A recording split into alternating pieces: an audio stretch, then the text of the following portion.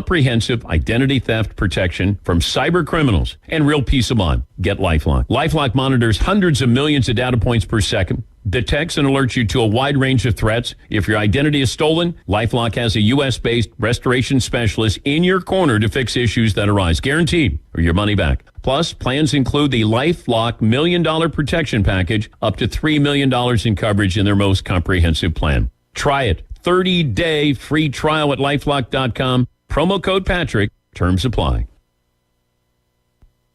ESPN Northwest Florida, the Paul Feinbaum Show. How am I delusional? Did I say I was a great ball player? I am a great ball player. I was. That's a fact, and you know it.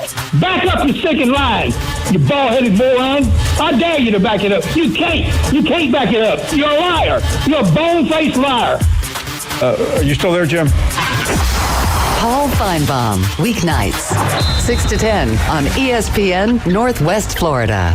Good morning. This is Joanna on ESPN Northwest Florida with Tuesday's weather forecast. Partly sunny this afternoon and evening with a high near 86 and a wind 5 to 10 miles per hour. Mostly clear skies tonight, a light breeze and a temperature of 73. The same tomorrow, around 86 with sunshine and a wind at 6 miles per hour out of the north. A mixture of some sun and sprinkles Thursday and hot around 85.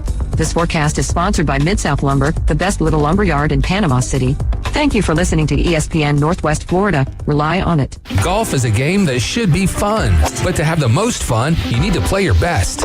That's where the experts at Golf Plus come in. Their friendly staff will guide you through the buying process, answer all your questions, and can help with any repairs you need along the way. Golf Plus is your custom fitting, club repair, and golf retail shop. Golf Plus staff is non-commissioned and will work with you to find the best product for your game, just like they've been doing since 1988. Golf Plus in Dothan and Panama City Beach. Fitting, repair, retail. That's Golf Plus. With over 65 years of combined experience, Instant Replay Sports Cards is happy to help you take your collection to the next level. They carry all the new hobby boxes, signed memorabilia, and supplies. New and vintage cards and Pokemon. They sell and trade cards and are always looking to buy. They're an authorized source for Topps, Panini, Upper Deck, and Leaf cards. Instant Replay Sports Cards is open 7 days a week at 752 West 23rd Street, down from Academy Sports. It can always be reached at InstantReplaySportsCards.com. PCB Hobby, the beach's premier hobby store for sports cards, comics, coins, and trading card games. PCB Hobby carries the largest selection of boxes and packs from the latest releases of brands like Topps, Panini, Leaf, and more. Looking for a specific player or team? PCB Hobby has a wide assortment of raw and graded cards. They carry parallel rookie, game used, and autographed cards in both modern and vintage. Have a collection you want to sell? We buy, sell, and trade. PCB Hobby on Back Beach Road, just east of Florida Linen. Call 850-320-8388.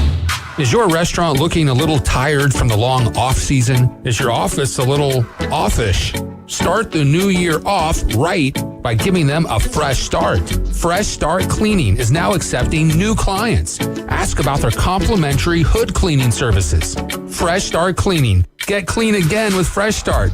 Call 850-771-6917, 771-6917, and ask about their complimentary hood cleaning services. Signworks, a business serving businesses since 1985. Everything from signs and banners, vehicles and boats, magnetic and real estate signs, contractor signs, and much more. Signworks can do large format, full color printing too. Signworks, a real professional in the business world. Call Signworks at 785-8899. Signworks, 850-785-8899. Shop Macy's VIP sale going on now. Use your coupon or Macy's card and take an extra 30% off the latest fall trends from designers that rarely go on sale. And save 15% off skincare, makeup, fragrances, and more. Plus, shop fall specials for even more great deals on top brands at Macy's. Savings off regular and already reduced prices. Exclusions apply. WGSX Lynn Haven, WVLQ Port St. Joe. Powered by Panama City Toyota. ESPN Northwest Florida. It's the next evolution of sports talk radio. The biggest stories and the biggest reactions. Now. And now, we're taking... With the first pick. the last ball you gotta bet? The Inside Drive. From college to the pros, interviews with the newsmakers, sports betting, your phone calls, and more. And now, The Inside Drive with Ryan Mulvey. Broadcasting from the Bill Kramer Chevrolet Buick GMC and Kramer Marine Outdoor Studios on ESPN Northwest Florida.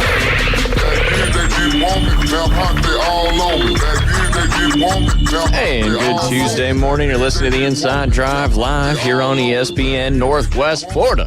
104.3 here in Panama City and Panama City Beach. 101.9 down there in Port St. Joe along the beautiful Forgotten Coast. You can watch, like, listen, comment, subscribe, share, follow, all those wonderful things on Facebook, YouTube, and Twitch. Just search it up, ESPN Northwest Florida. Really easy to find if you're already a subscriber, a listener, a watcher. And, of course, if you've tuned in on 104.3 or 101.9, we appreciate you hanging out with us here on the Inside Drive. If you want to get that free mobile app, there's only one. Well, there's technically two places to go. That's the Google Play and the Apple Store. Just search up 104.3 and you got it right there wherever you got cell phone service.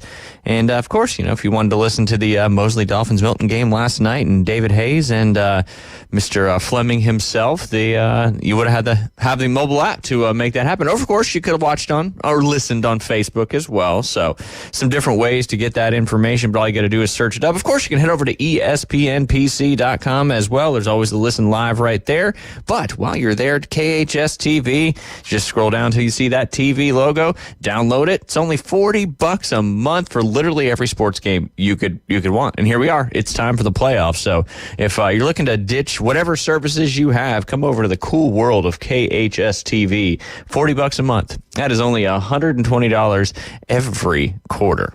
Now, a lot of people paying more than that per month. Per month, yeah. Per month. Great and they're point. not getting nearly as much as you're certainly getting with KHS TV. There is, and I'm affirming that is pure fact.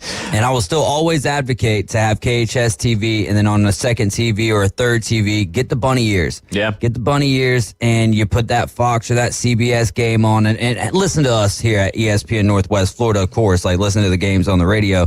But, man, when you're watching those games on the bunny ears, your notifications don't beat you. Yeah, that's real time. There's no delay for it to go all the way up to the wherever it goes and come out. Well, I guess that wouldn't be the case, but depends on all these streets. It's weird, It's like Hard Rock, right? Where you know how Hard Rock has the lot. It is always a play or two ahead. And like if I'm looking at and I'm like, Liam, guess what's going to happen next? And he's like, what? And I say it. And he's like, how'd you know? I was like, Hard Rock. And it does the full play. Yep. That started to become my go-to app for what's going on in a game that I'm trying to keep up with. It's really actually surprisingly kind of fantastic. Also, Hard Rock, I've DM'd you on X. I keep emailing you. Come on, guys, you're advertising on another radio station here in Panama City. Let's come over to the cool spot in ESPN Northwest Florida. Get with the program. Seriously, you're missing out on a huge. We talk betting. Oh hell, we use Hard Rock for our odds because it's the only one we can do here in Florida. Supposedly until 2025 or 2051, I believe. 2051. That sounds so wild. It does, and it's really not that far away. It's less than 30 years. Woo, crazy stuff. In my next 30 years. Hard Rock. Hey, maybe things will change. I don't know. There's just a lot of crazy stuff going on right now in the entire world. So who knows where we're going to be in 30 years. But again, thoughts and prayers to everybody. Still, almost 2 million people out of power. Hundreds are dead. Almost thousands missing. But, keep all those. And if there's anything you can do, I know there's a lot of places down here that are taking donations, not only for, places just up the road there in Georgia, but all the way going up into North Carolina and everything that's going on up there. You've got people getting their own helicopters, rescuing babies, and it's very apocalyptic up there. And we've got several friends and family in various areas, and they're just talking about how, luckily everybody that we know is okay, but it's going to be years. It's going to be years. I mean, and, Michael was obviously an extremely devastating event for here, but this is almost, and I hate to compare stuff, but this is almost like Michael, but extended up from the Big Bend all the way up into western North Carolina into Virginia. Well, and tougher places to get to, being that it's a mountainous area. No doubt. Now, I was mentioning yesterday about my sister-in-law brother. They were able to get rescued yesterday. Awesome. They had a friend from Spartanburg, South Carolina. come in with some heavy equipment and make that happen. But unfortunately, I mean, that's great. Yeah. But unfortunately, that's not the same for everyone else. Absolutely. And the death toll, which I don't think is even close to it, yesterday was over 100. Yep. And it's just sad. It is. It's just, one of those things we can't, we got to keep them in our thoughts and prayers. Yeah. There's no doubt about that. No doubt about that. Before we jump into some high school football action, obviously some of the big news that came out last night, the passing, we had Dikembe Mutombo 2 days ago, and then Pete Rose, 83 years old, he passed away. He was found by a family member he died Monday night, and the coroner obviously will investigate the cause of death, but no foul play currently suspected in that one. Obviously, if you grew up watching baseball in the 60s and the 70s, you knew number 14 is Charlie Hustle, brash superstar, shaggy hair, fantastic baseball player, 17-time All-Star, switch hitting on 3 World Series winners. He was the National League MVP in 73, World Series MVP 2 years later. He holds the Major League record for games played, 3,562, and plate appearances, 15,890. That is an astronomical number to have at bats. And the NL record for the longest hitting streak of 44. He was the leadoff man for one of baseball's most formidable lineups with the Reds championship teams of 1975 and 1976. His teammates included Hall of Famers Johnny Bench, Tony Perez, and Joe Morgan. Of course, thoughts and prayers to the Rose family. And obviously the topic of conversation always been around Pete Rose is when he came, as a manager betting on baseball. And obviously, I believe it was 1989. He was banished from baseball. Yep. In Major League Baseball. It's just one of those things, at the time you couldn't do it, and he got banished for it. And that's kind of the topic of conversation right now going on with a lot of these national sports outlets is, should he be, put in the Hall of Fame? I mean, you guys, when you first started the Afternoon Underdogs, one of your that was back in the Coach's Daughter show. The Coach's Daughter show was your tagline to end the show was put Pete Rose in the Hall of Fame. Yeah. And I think that it happens.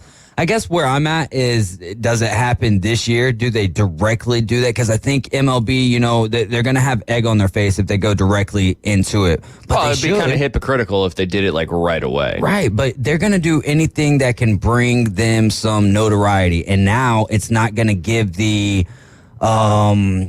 satisfaction to Pete Rose, right? Because he's not here to see it, but yet MLB still gets to eat off of it because people are going to be happy that Major League Baseball is putting. Most people will be happy that the Major League Baseball is putting Pete Rose into the Hall of Fame. I think it should have been done years ago. It would be one thing if he was, betting on his downfall, betting against his team. Obviously, you can't do that though. Rules are the rules there. So it's just one of those fine lines. But as we all know, like anyone who actually got to watch him, and I wasn't so privileged. Yeah. Obviously, I was born in 1991 and he was banned in 1989. Yep. But as a baseball lover, as a guy who just the history of baseball is what's gotten us to this beautiful sport that we're enjoying today, and being able to see kerfuffles as the Braves had in Game 1 of the doubleheader, and then comeback or not comebacks, but being able to get into the playoffs on a doubleheader, as rare as that happens. I don't know if it's ever happened. Yeah. Beautiful sport that it is, but yeah, it's one of those things that they do need to get him into the Hall of Fame, and I would love to see him on the ballot this year, because for all the baseball writers, well, that's the issue. Do the baseball writers put him in first ballot, or how does that all go down? Yeah, does the commissioner have to be the one to lift that ban? I would imagine. I heard Dan Patrick, he was talking to somebody on my way in, and I was listening to him, and the gentleman was kind of talking about if the current commissioner, Manfred, right, if he were to do it, is he undermining Bud Selig and the former commissioner of when that all went down? So does he feel like if he does that, is he, kind of undermining what they did during the time? And is it now, because he's passed away, is it a little hypocritical that, we're going to put him in the Hall of Fame now? And to that, I would say, is adding a pitch clock undermining what they did, what all the previous... No, I get that, but that's kind of you're talking about somebody who got banished from baseball versus changing rules. No, 100%, and I agree with that. I was going to kind of keep on going down a list, and most of those were going to be a list of rules. But there's also been, if a new commissioner were to come in and be and say, "Hey, Trevor Bauer needs to be playing the game." Now, Trevor Bauer never was officially banished. Yeah. But, he was cleared in a court of law. Yep. Why is he not playing Major League Baseball? He was the pitcher of the year in the Mexican League Award, but that's neither here nor there right now because we're talking about Pete Rose. But it's still a fair comparison. It's close. Yeah. I don't know if it's undermining what Bud Selig did because that was Bud Selig's league to run at that point in time. Now it's Rob Manfred's. You're right. Yeah. No, and that was just kind of a question. Yeah. And it's one of those things. I mean, it's been a huge topic of conversation. So let's make a simple poll question today. Is this comparable real quick before I get over here to the poll question? Reggie Bush and the Heisman? Yeah, I think that's fair. I mean, that's fair. A lot of people, when Reggie Bush and that hype first started happening about him getting his Heisman back, I would say 4 years ago, there was a lot of people, no way. Then all of a sudden, now, it's legal to get NIL. Yeah. Oh, but it wasn't legal then. Yeah. But on the flip side, it's still not legal to bet on baseball. 100%. So 100%. Yeah, I think that works. I mean, I think that's a fair comparison. And, at the end of the day, what happened, we broke the rules. But at the same time, sometimes you can, like you were saying, you can do something above and beyond what normally happens. And you know what? He was, regardless of what he did as a manager, he's the all-time hits leader in baseball. Like, you cannot take that away from him. And it's going to be interesting to see kind of what happens. But hey, we'll throw it on a poll question. Nice and simple. Should Pete Rose be in the Hall of Fame? Easy for me to remember that one. Yeah, no doubt. Not a quirky, crazy one that usually we get. And, you haven't heard our cohort's voice yet today because he is not here. I guess he's getting ready for the match at 3 o'clock. I don't know. Maybe he was boogieing out of town real quick. I don't know. But anyway, hopefully he'll be back in studio with us tomorrow. And that is our good friend Jay that we are mentioning in that one. Of course, want to talk about the playoffs that get underway tonight. Then we'll talk a little high school football if we got some time. The wild game yesterday, doubleheader. The first one anyway. Obviously, the second one went the Braves' way. But that first game, I didn't realize I would have had it on KHS TV had I known it was on ESPN2. So when I got home from the radio show, I was like, oh, there's the Braves game. Perfect. And I was Hope's Guide to go get the kids, leave about 2:40. So it wasn't on the radio. So I just pulled up the YouTube TV on my phone and was listening to it through my car. And I think I had left after they went up 6-3. So obviously you probably all know, but the Braves got up to a 3-0 lead. Spencer Schwellenbach has a fantastic game. That's a whole nother topic of conversation I want to get into. And he goes out in the top of the 8th after a leadoff double. And he's obviously had a fantastic game. He's been pitching wonderfully. The Braves are up 3-0. Yes, he does a leadoff double. He got to the 90-ish pitches. But at this point, it's do or die in baseball. I don't give a crap about pitch counts. Like, that's what drives me crazy about this whole situation. I had a lot of feedback on a Facebook post yesterday, too, with a lot of people kind of agreeing the same thing. But anyway. I saw some good comments on that post as well. Some real good comments. But yeah, so then Mets just go off. They score 6 runs, top of the 8th, 6-3 going in the bottom of the 8th. The Braves, you're like, oh no, here we go. But guess what? The Braves fight all the way back. They score 4 runs in the bottom of the 8th and go up 7-6. And then, unfortunately, Lindor, kind of the Braves crusher in that first game. Top of the 9th, runner gets on, 2-run home run. They go up 7-6. Braves cannot answer in the bottom of the 9th. Mets clinch their playoff spot. Now the Arizona Diamondbacks, I'm sure, are rooting for the Mets. But, it was kind of one of those things. It almost kind of played out like we talked about yesterday. Like, the first game went to the Mets, which was a great baseball game. Yeah. Fantastic baseball game. Like a football game of a baseball game. Yeah, no doubt. Just back and forth. And late in the game, people are playing prevent, not literally, but kind of that, where you have a lot of scores at the end of the game. Yeah. And it was talking to Keith and Allen and those guys too. And, the Falcons had just done that in their game against the Saints. And he's like, well, maybe they can do it in this one too. But luckily, they kind of cruised to a 3-0 victory in that second game. The Mets, they had their pitcher out there, but they had to be ready for the series as well. So Diamondbacks, I think, maybe kind of knew from the get-go that the chances of a sweep happening, because the team that clinched the first game was going to have to be ready for the second one. And do you think Chris Sale was a legitimate injury, or do you think the Braves were kind of playing a little gamble there, knowing that maybe the Mets aren't putting out their best pitching and all that? So if we win this game, we got to be ready to go for this series. Well, sometimes I wish I could get into the head of a manager and figure out what it is that you're going you're going with, because I didn't get home till about 12:30 last night. So I honestly, I'm like Jay right now with the only thing I did was look at the Titans score. I was keeping up with the we'll get into that, I'm sure. Oh, yeah. But I was keeping up with the scores as I was, progressing throughout the day. And, my dad was giving me updates. Yeah. Cliff Early was giving me updates.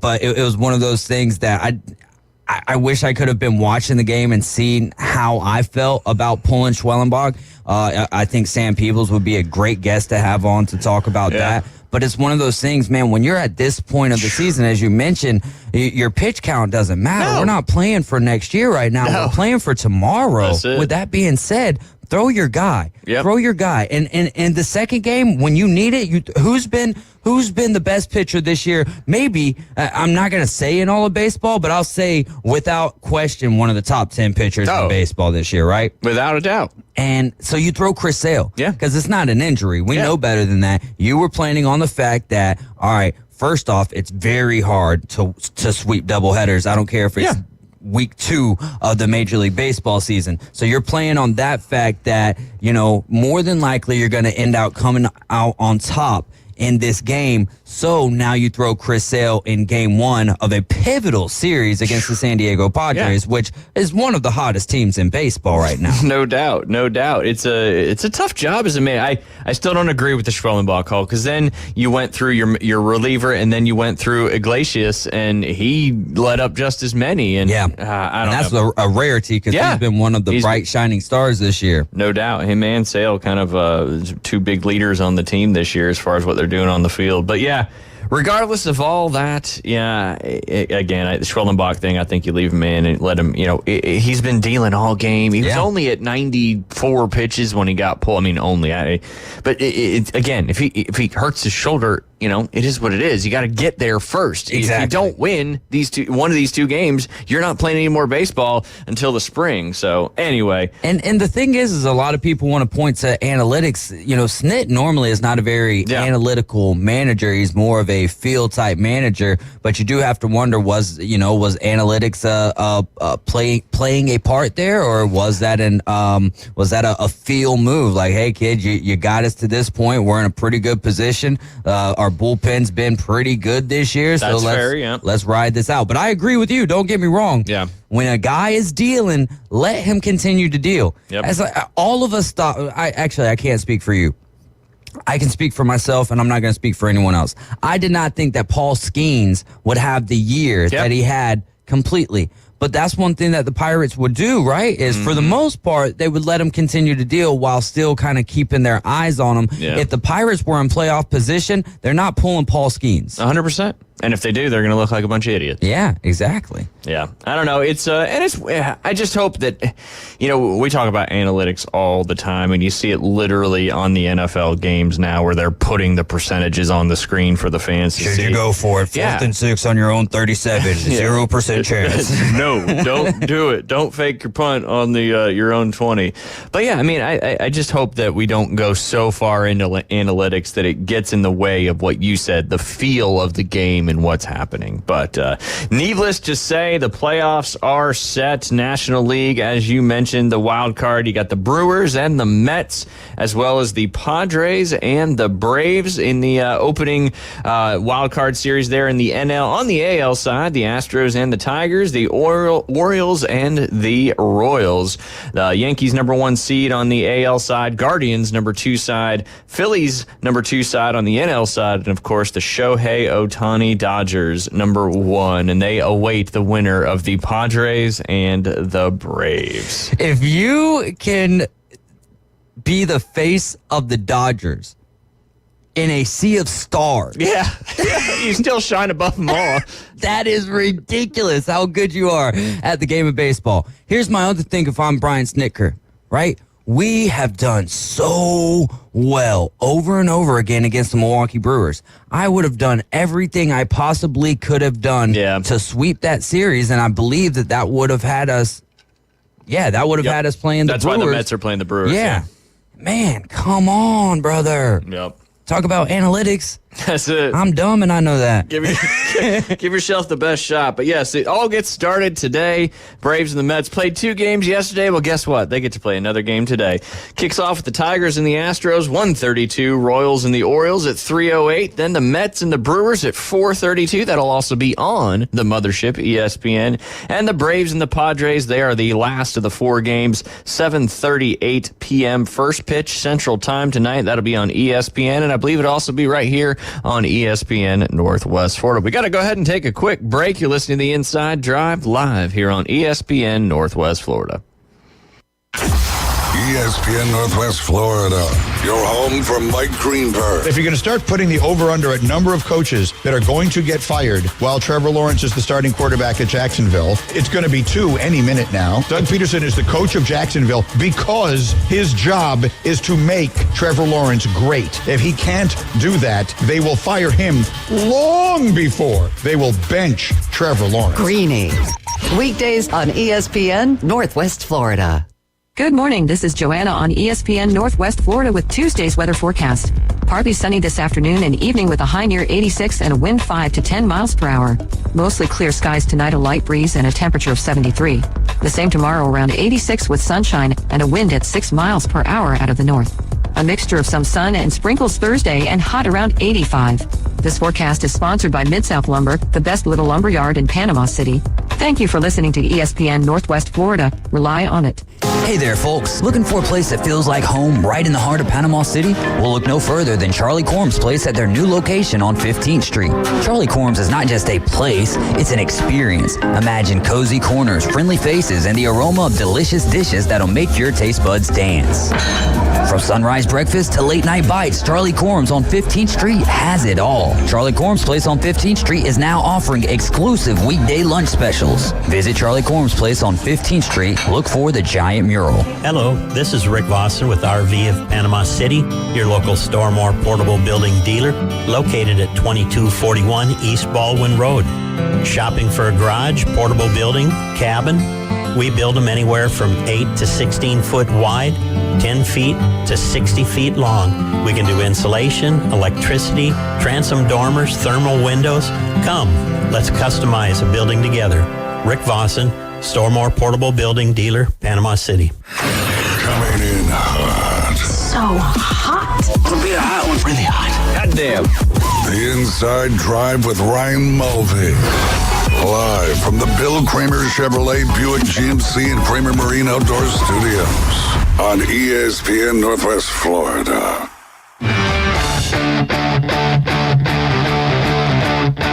And welcome back. You're listening to the Inside Drive live here on ESPN Northwest Florida. No Doc A today. He is still recovering from his 7-hour-long surgery to get some of that C word out of his neck. He's doing well. The only thing is they nicked his vocal cords a little bit, so he is still unable to talk. He can get a little bit out, but not enough to do what obviously he does for a living, and that is talk on podcasts and radio shows, and of course writes for ESPN as well as sportsethos.com. But I want to continue talking a little bit about the baseball, and then we'll jump into some high school football from a big Monday night football high school football night last night. So we mentioned the matchups here in the wild card. Right now on the AL side, if you go to your Hard Rock bet, and if you don't do it and you want to get a link to get $50 in free bets, let me know, because I will send you mine so I can as well get $50 in free bets. The Baltimore Orioles and the Kansas City Royals. Currently, the Baltimore Orioles are favored -170, and the Royals are +140 to win that It's a three-game series, right? Yes, sir. Yes, sir. It's like WNBA. Yeah. Houston Astros and the Detroit Tigers. Houston Astros are -185. Detroit Tigers are +150. On the NL side, your Atlanta Braves are +145 to the San Diego Padres -175. So a little bit of a delta on that. But hey, if you feel good about your Braves winning this series, you bet 10, you win 14. 50. You bet 100, you win 100 or 1,040, 50, 145. Anyway, sorry, miscalculated. Milwaukee Brewers and the New York Mets. That's the closest out of the four as far as your spread, or not spread, but your money line goes. Milwaukee Brewers are -135. New York Mets are +110. David Hayes, I'm gonna have some fun here real quick. We'll dial one up. All right. Ooh, I love fun. Who wins the Brewers and the Mets?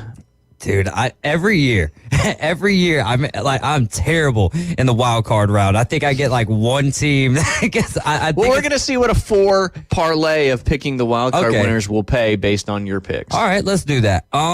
Man, they just got done playing a series.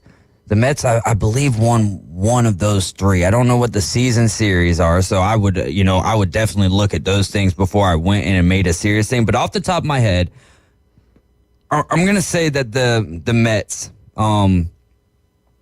get in. Okay. All right. Let's go the Braves Padres. I'm not going to go hard here. Padres. Yeah. I think the Padres, they're a hotter team in baseball. I think the Braves were not lucky to get in the playoffs. You don't lucky in having a ton of injuries.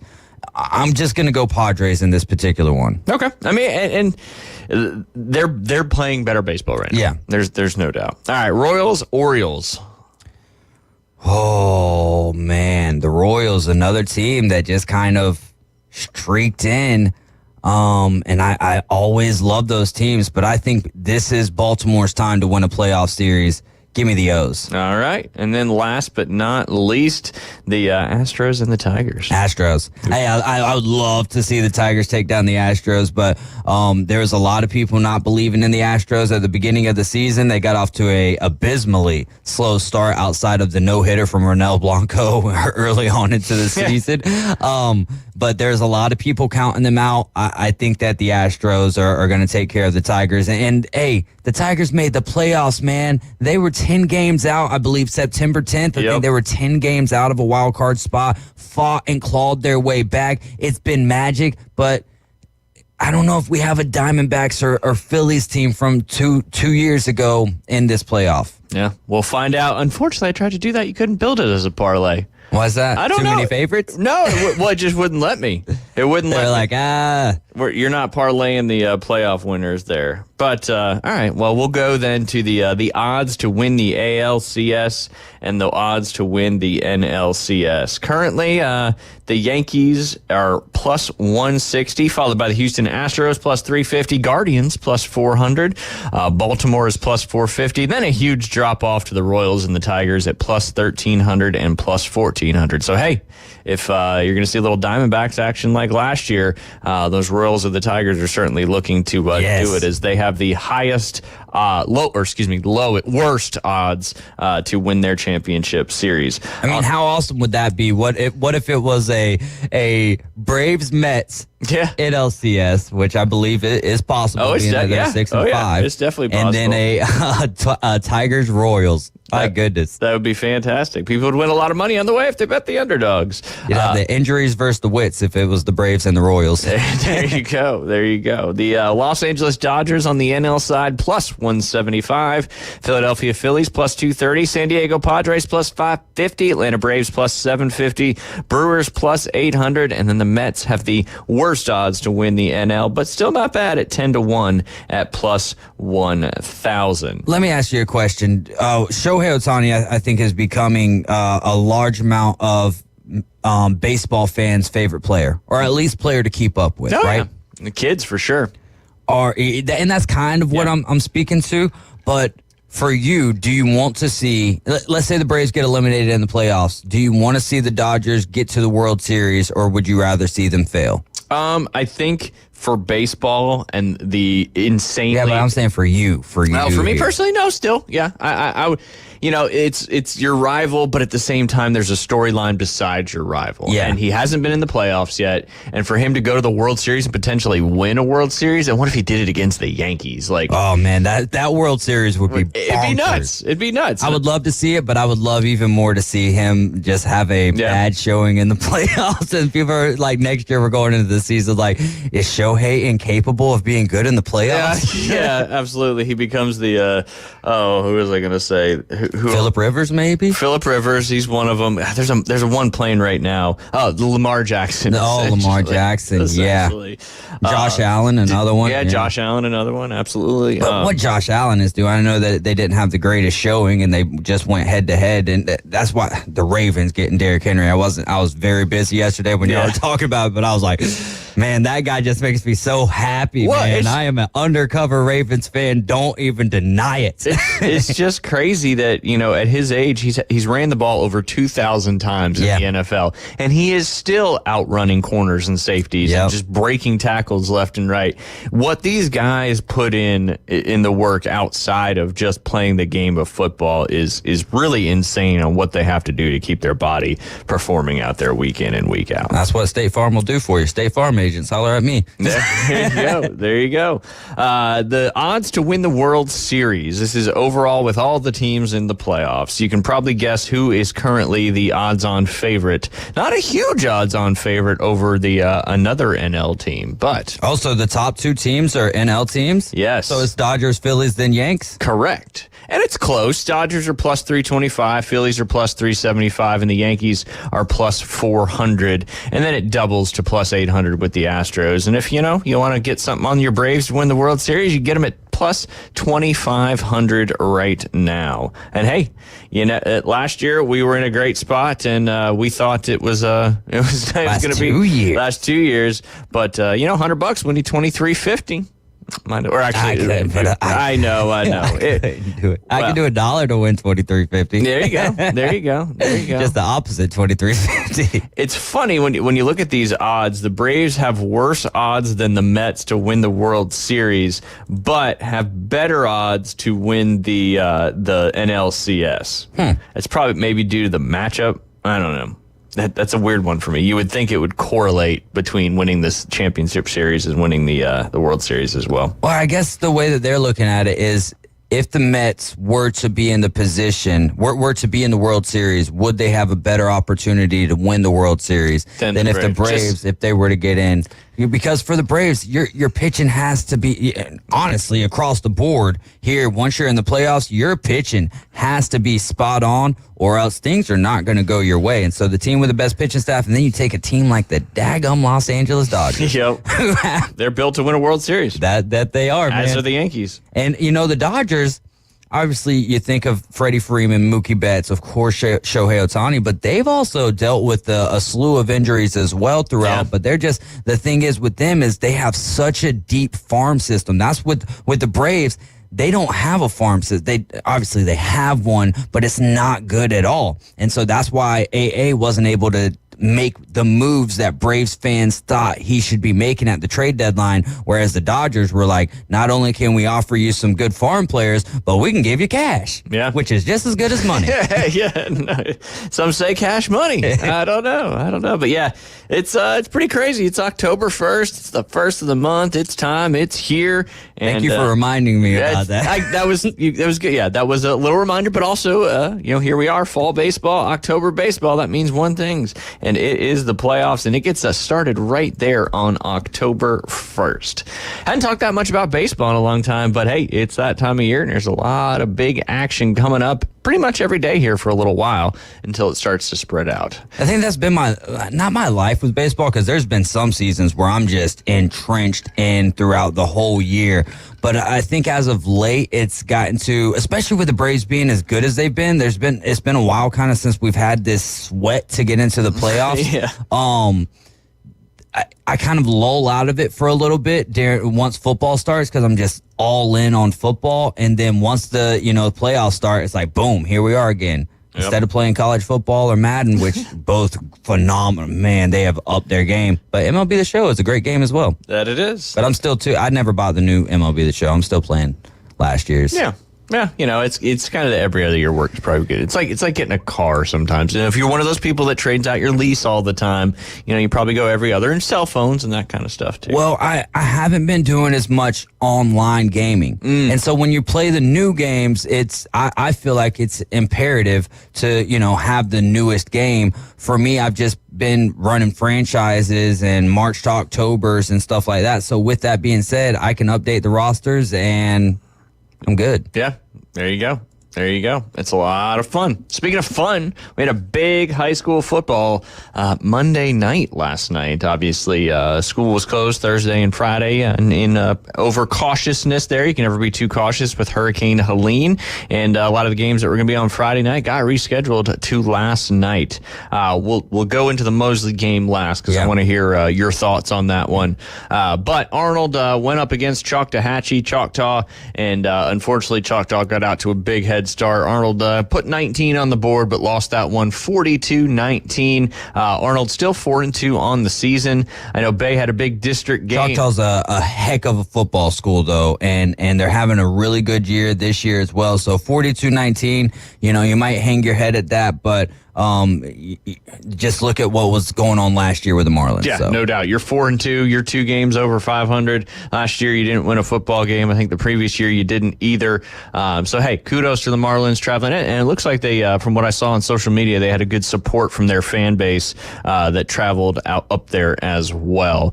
Bay in a district game is now 1-0 after they beat Pensacola 28-16 on the road. Bay is now 2-4, but that very important 1-0 in the district action. And honestly, should be 3-3 at this point. They should have beaten Escambia. They're a very close call early in the year with Arnold. Bay has worked through the struggles and is working their way up. So spin up Tornadoes. Yeah, no doubt. Yeah, I mean, last minute play against Arnold, that awful call in the other game, and boom, right there, they could be 2 or 4-2 very, very easily. But 1-0 in the district. And then Rutherford went up against, obviously, a very, very good Mariana team. They're 6-0 on the season, 56-21 in that ball game. Rutherford falls to 0-6 on the season. They've been so close in a lot of games, but hey, they got a few more to go in the season. I feel good. A couple more games in there, get a couple wins for the coach over there. Mariana is wow. Yeah, they are wow. Because Rutherford is one of my favorite teams in this area this year, just because of, and I've only got to see them once, but they fought tooth and nail with Arnold. They fought tooth and nail with Mosley. Honestly, Bay fought with Mosley, but I felt like it was closer to a 3-quarter fight, whereas Rutherford is the only team that I think that I've witnessed this year against Mosley that fought for the entirety of the 60 minutes and was the most outmatched when it came to not talent necessarily, but size. Yeah. And seeing that, man, Rutherford, Coach Nuke Floyd, what the Rams are doing, it's beautiful, man. I enjoy it. They're in a good place. They're moving that program in the right direction.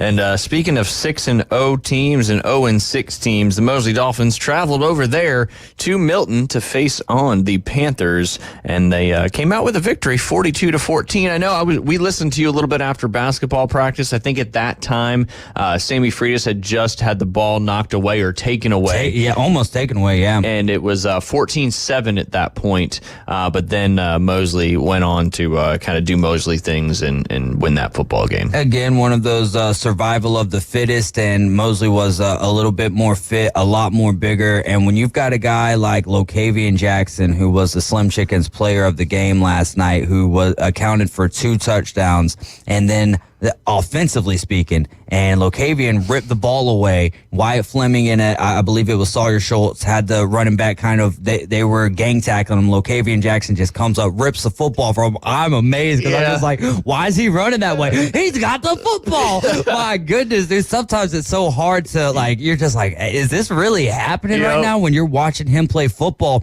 But also Sammy Freitas last night, the receivers weren't dropping balls. Jack Massey on a couple of really good post routes last night, and Sammy Freitas just throwing him open to an extent, hitting him right in stride. So, Mosley, Robert Fleming brought up a great point. You had to come out with a business mindset, take care of business, because you could overlook Absolutely. an 0-5 team when you got Niceville ahead of you. So Mosley did what they had to do, and running clock was kind of early on in the third quarter. But kudos to Milton for fighting for most of the game there. Yeah, no doubt. And we talked a little bit about that yesterday. I mean, obviously looking to the huge matchup against Niceville, but yeah, you go on the road.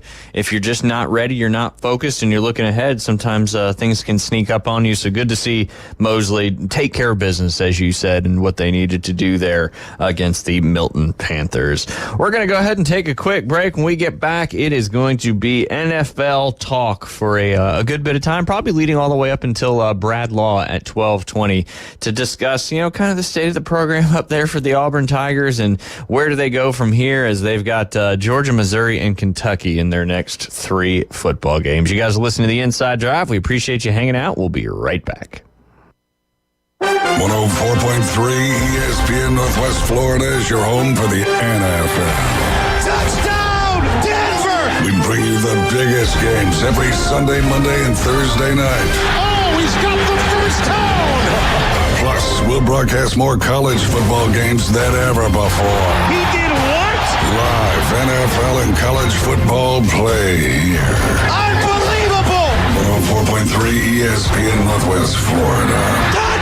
Attention homeowners, are you dreaming of a backyard oasis? Look no further than S&R Fencing, your go-to destination for quality outdoor transformations. At S&R, they specialize in crafting custom fences, decks, retainer walls, and all exterior construction that not only enhances the beauty of your home, but also stands the test of time. Their experienced team takes pride in delivering top-notch craftsmanship with a personal touch. S&R Fencing, locally owned, licensed, and insured, and a member of the BBB. Tired of flipping through channels and finding nothing good? Introducing KHS TV. Over 5,000 live streaming channels, including all your local favorites and news networks. Plus, catch every game of the season with over 100 sports networks, including ESPN, the NFL Network, and the NBA Network. Just $40 a month. To get KHS TV, go to ESPNPC.com and click the TV logo. Signworks, a business serving businesses since 1985. Everything from signs and banners, vehicles and boats, magnetic and real estate signs, contractor signs, and much more. Signworks can do large format, full color printing too. Signworks, a real professional in the business world. Call Signworks at 785-8899. Signworks, 850-785-8899. Welcome to the Inside Drive, the next big thing. It's a big, huge, giant deal. Sports betting, huge reactions, your calls, and real-time coverage of the stories you're following. Broadcasting from the Bill Kramer Chevrolet Buick GMC and Kramer Marine Outdoor Studios on ESPN Northwest Florida.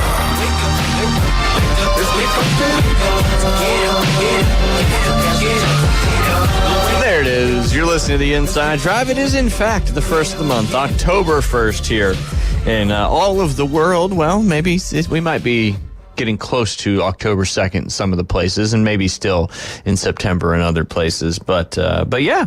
You guys are tuned in here to the Inside Drive. We're hanging out, talking a lot of baseball, high school football. But here we are, pivoting back to one of the most... It's tomorrow in Tokyo and Sydney. There you go. I have 4 clocks, world clocks on my phone. Yeah, I'm sure you got the Cupertino on there, yes, too. Cupertino. Gotta have Cupertino. Tokyo. That's the international I like these little date line. widgets that you can use on your iPhone, you know? Yeah, absolutely. Keeping you up to date and time, literally making that happen. Well, we had another dual Monday night football matchup last night, and I was, it was interesting. Both games, obviously, there's a lot to talk about, a lot to kind of break down in these football games. We'll start with the Titans and the Dolphins. I should say the Mason Rudolph-led Tennessee Titans. Will Levis goes out kind of early in that game with an injury. By the time we got home from basketball, he had already come off the field. It was like, oh, did Will Levis get pulled? Then I found out he got an injury. And Mason Rudolph, who, when I was working at Sharks Tooth Camp Creek and all that, he would come down and play quite a bit. Really? And I wanted to ask, you were never allowed to talk to him about that stuff. But I was going to, did that hurt when Myles Garrett whacked you in the head? And he was like, yeah, you're an idiot. Of course it hurt. Yeah. But hey, you know what? The Dolphins, maybe adrenaline was pumping though. It could have been. It doesn't hurt until all that. When you have, that's what's crazy about adrenaline. You got all, and when it dumps, whew, that's one of the biggest lows you can feel in your body when that adrenaline goes out. Yes. Yes. It's been there many a time, that's for sure. But hey, your Tennessee Titans got the first win of the season. Kind of not the greatest game to watch from a fan standpoint. It was ugly. The Dolphins looked absolutely terrible. They could not push the ball downfield. Tyler Huntley, 14-22 for 96 yards. Tyreek Hill looked like he wanted to be on another football team. And the Tennessee Titans did what they needed to do to win their first game of the season.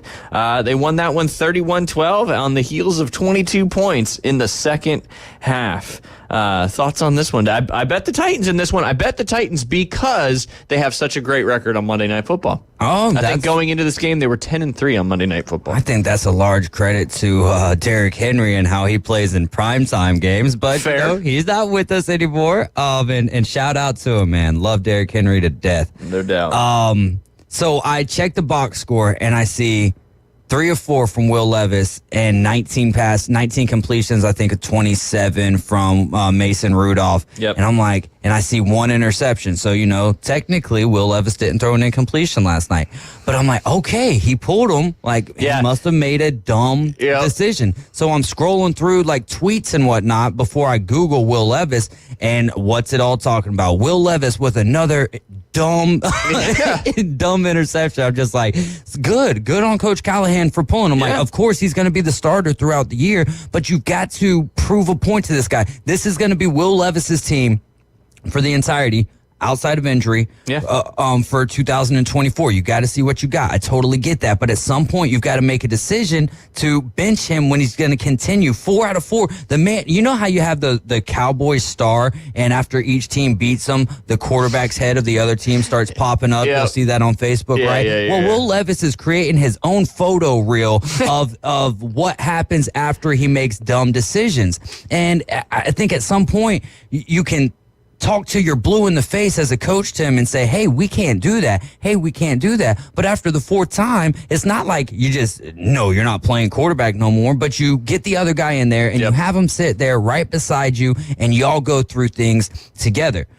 However, that being said, the Dolphins, is this a credit to how good Tua, and I don't want to say how good Tua is, but does Tua make that Dolphins offense look better than what it actually might be? I think to that point, and that's a great point, I think you have to have a quarterback in Mike McDaniel's system that can make quick reads, get the ball out fast and accurately. Yeah. And that's what Tua is very good. He's very accurate with the football. And it's a fast-paced, lot of motions. It's the style of offense you're seeing in a lot of successful teams nowadays, and I just don't think a Tyler Huntley or a Skylar Thompson are good enough. Obviously, they're good enough to be backups, but they're not good enough for McDaniel to feel comfortable. At least that's what I saw. Yeah, for him to feel comfortable calling their normal plays, because they just weren't pushing the ball downfield. They were trying to run the ball a ton, and they got a lot of their receivers involved in the running game too, but they just couldn't get the ball downfield. field, and I think that's a testament to how much better. I don't know if Tua's an elite quarterback in the league. Right. However, he's a lot better than the guys that have come in to replace him since he got a concussion. And I think McDaniel is struggling to call games because of these guys. They're just not good enough to run that offense. That's my opinion. And I think that's a great opinion, and I would agree largely to that. And I would add to that the running the ball a lot when they're kind of more of a pass-happy offense, or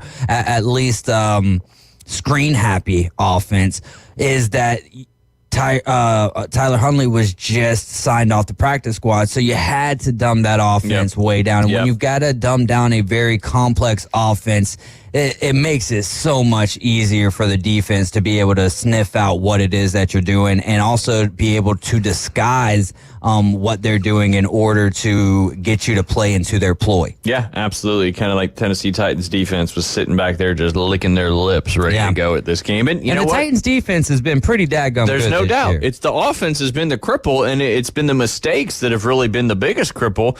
And they've been in there multiple times with chances to win late in the game. I mean, the first game of the season, that one kind of just slipped right out of their fingers, or went out of Will Levis's hands into the Chicago Bears' hands. But then all of them. But then last night, who do you throw the interception to?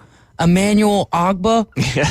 He's 6'4", something like 275 pounds or something. Like, how did you not see him, bro? He's wearing a different colored jersey, and he's a giant. It's huge. It's huge. It'd be different to see like a smaller linebacker behind, and all of a sudden he pops out and then, he jumps the route or something. But a lineman right there. Maybe he's looking past him, and you didn't. I don't know. Anyway, did they? I don't even know what happened to him injury wise. Shoulder. Okay. Shoulder is Throwing shoulder. What I heard. I would assume so. I was just kind of going through some of the Brian Callahan press conference afterwards, and he, where he was saying Will Levis is 100% our quarterback, and the reason that the only way that it won't be like that is because of injury, and he just felt like with that shoulder, if it's not feeling 100%, we're not going to risk you anymore. We've got Mason Rudolph, which proved to be last night a capable backup quarterback, especially when the game plan going into that game was run the ball. Yeah, run the football, throw screens. You didn't push it really too far, but hey, what? You didn't have to. Shout out to Tony Pollard, though. I was looking at going in my money fantasy leagues. 2 and 4 ended up going 3 and 2. Oh, so nice. Or 4 and 2. 4 and 2. Wait, that's 6. How many are you in? 6. 5 money leagues. Okay, so 9 total leagues, 5 money leagues. So I was looking at going 1 and 4, and then turned into 3 and 2. Listen, if you're whooping me in fantasy football in the ESPN leagues, I'm just setting my lineup, and that's all I'm doing. I'm not even playing the waiver wires because I don't got the time for that. That's a lot. Plus, I'm a confidence builder for you fellas. Yeah, that's it. Somebody's got to be that. That's what Liam is in the Inside Drive League. God, poor guy ran up against the highest scoring guy in the league again. Oh, man. But he also, he needs to get Nick Chubb back because his running back positions are just brutal. It's so funny how, each year we're talking in fantasy football, like, don't worry about the running backs, get those receivers. And it's like, I don't know, receivers you can kind of get across the board, but if you don't get some of those top running backs, you're in trouble. That's a fantastic point. I mean, you have to have them, and, they get hurt, and, one of those things. But let's switch to the other Monday night game, and not very often you have the quote-unquote perfect game in football, and actually it's the first time it's ever happened. Over 10 passes as the Detroit Lions, they were able to outlast, I think is the right word there, the Seattle Seahawks, 42-29. If you had the over, that hit tremendously. But Jared Goff, 18 of 18 for 292. And he was 18 of 18? The perfect game. And he caught a touchdown pass. Okay, Mr. Goff. Mr. Goff, indeed, knocking the Seattle Seahawks out of the undefeated, only leaving 2 undefeated teams, the Kansas City Chiefs and the Minnesota Vikings. Shout out Lizzo. That's it, the Minnesota Vikings. Jared Goff has more receiving touchdowns, this is one of my favorite fun facts of the year, than Brandon Ayuk, Jalen Waddle, Sam Laporta, Mark Andrews, and Travis Kelce. He's got one. they've all got 0. Man, you say that list of names and you're just like, no way. Yeah. How are those guys not caught a touchdown pass yet 4 weeks through the season? Almost a quarter of the way through What's even crazier is you say it combined. Yeah, combined. Which 0 times 5 is still 0, but hey, it's still combined. But yeah, Amon-Ra, it was the Philly special basically is what happened is the fake the handoff, Amon-Ra ran in front, Jared Goff handed it off to Amon-Ra, and he kind of just pushed out to the right a little bit, and Goff just took off to the left, and Amon-Ra dropped one right over the top. There was a linebacker chasing him, and Goff caught it for the touchdown. Let's go, man. You love to see that. Those are some of the most fun plays in football. Well, I mean, and to do them at the NFL level is pretty incredible. Is pretty incredible. Jameson Williams, he had only 2 catches, but broke a huge one there in the second and a half for 70 yards. Got himself a touchdown. Amon-Ra St. Brown added another receiving touchdown and a passing touchdown. He was also a perfect 1-for-1 for 7 yards and a touchdown. His quarterback rating 135.4. Let's go, man. They had 2 perfect quarterbacks that night. I know. Jared Goff looking good. I mean, Geno Smith, they had to throw the ball 56 times, being down in that game pretty much, or actually all the way through that football game. But he had a good game. I mean, he did have an interception, only 1 touchdown pass, but he passed for 395 yards on 38 out of 56 there. And Kenneth Walker III was back, had a nice game, 12 carries for 80 yards, including 3 touchdowns on the ground. If you had him waiting in the injuries, you were rewarded in fantasy last night. That is for sure. DK Metcalf, the only receiver over 100 yards for both teams. He had 7 receptions for 104 and a 29-yarder, what his long one. But the only touchdown reception was to A.J. Barner on the Seattle receiving side. I don't really know who that guy is, but you know what? He's a Barner burner, though. He is a Barner burner indeed. But hey, I love the dual Monday Night Football games because really, in all honesty, unless you're a diehard Titans or Dolphins fan, like that game was really slow. And then to have a game complementing that was touchdown, and some exciting stuff. I do enjoy the dual Monday Night Football games. I do too. I've really come to love it. When they first started, I was like, why are they doing this? Man, it should be prime time games. But then I sit back and think on it, and there's a reason why they're only doing 3 weeks out of the year right now, is they're trying to get the feel from the viewers, like, how do y'all feel about it? What are our numbers looking like? How does this all work out for the network?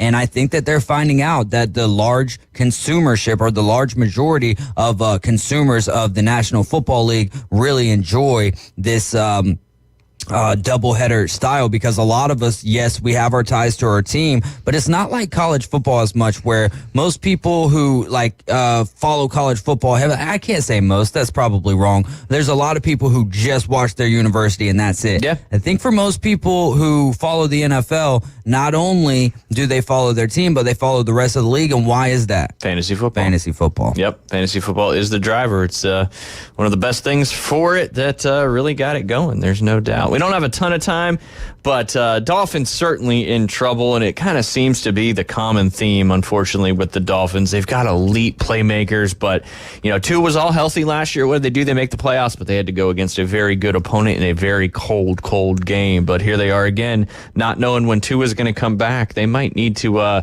with this draft coming up, depending on where they finish, they might need to be thinking about doing a quarterback action there. But do they go and reach for a quarterback in the interim? I don't know. I think Tua's going to be coming back, and at that point, you might be able to, maybe you sneak another win or 2 out, and he can come back and right the ship for you guys. What's he got? 2 more games, I believe, on the IR. I think you ride that out. If you don't feel very strong about your playoff chances at that point, I think that you tell Tua, hey, we're going to sit you down for the rest of the year, and we're going to draft up. We're going to build that offensive lineup for you, because, again, same way with the Titans, same with the Dolphins. If you don't have your quarterback protected, I don't care. That's it. It's not going to be successful. No doubt. Trenches are the key. But we got to go ahead and take a quick break. When we get back, we're going to forego the Afternoon Delight debrief and keep talking some NFL football. You're listening to The Inside Drive live here on ESPN Northwest Florida.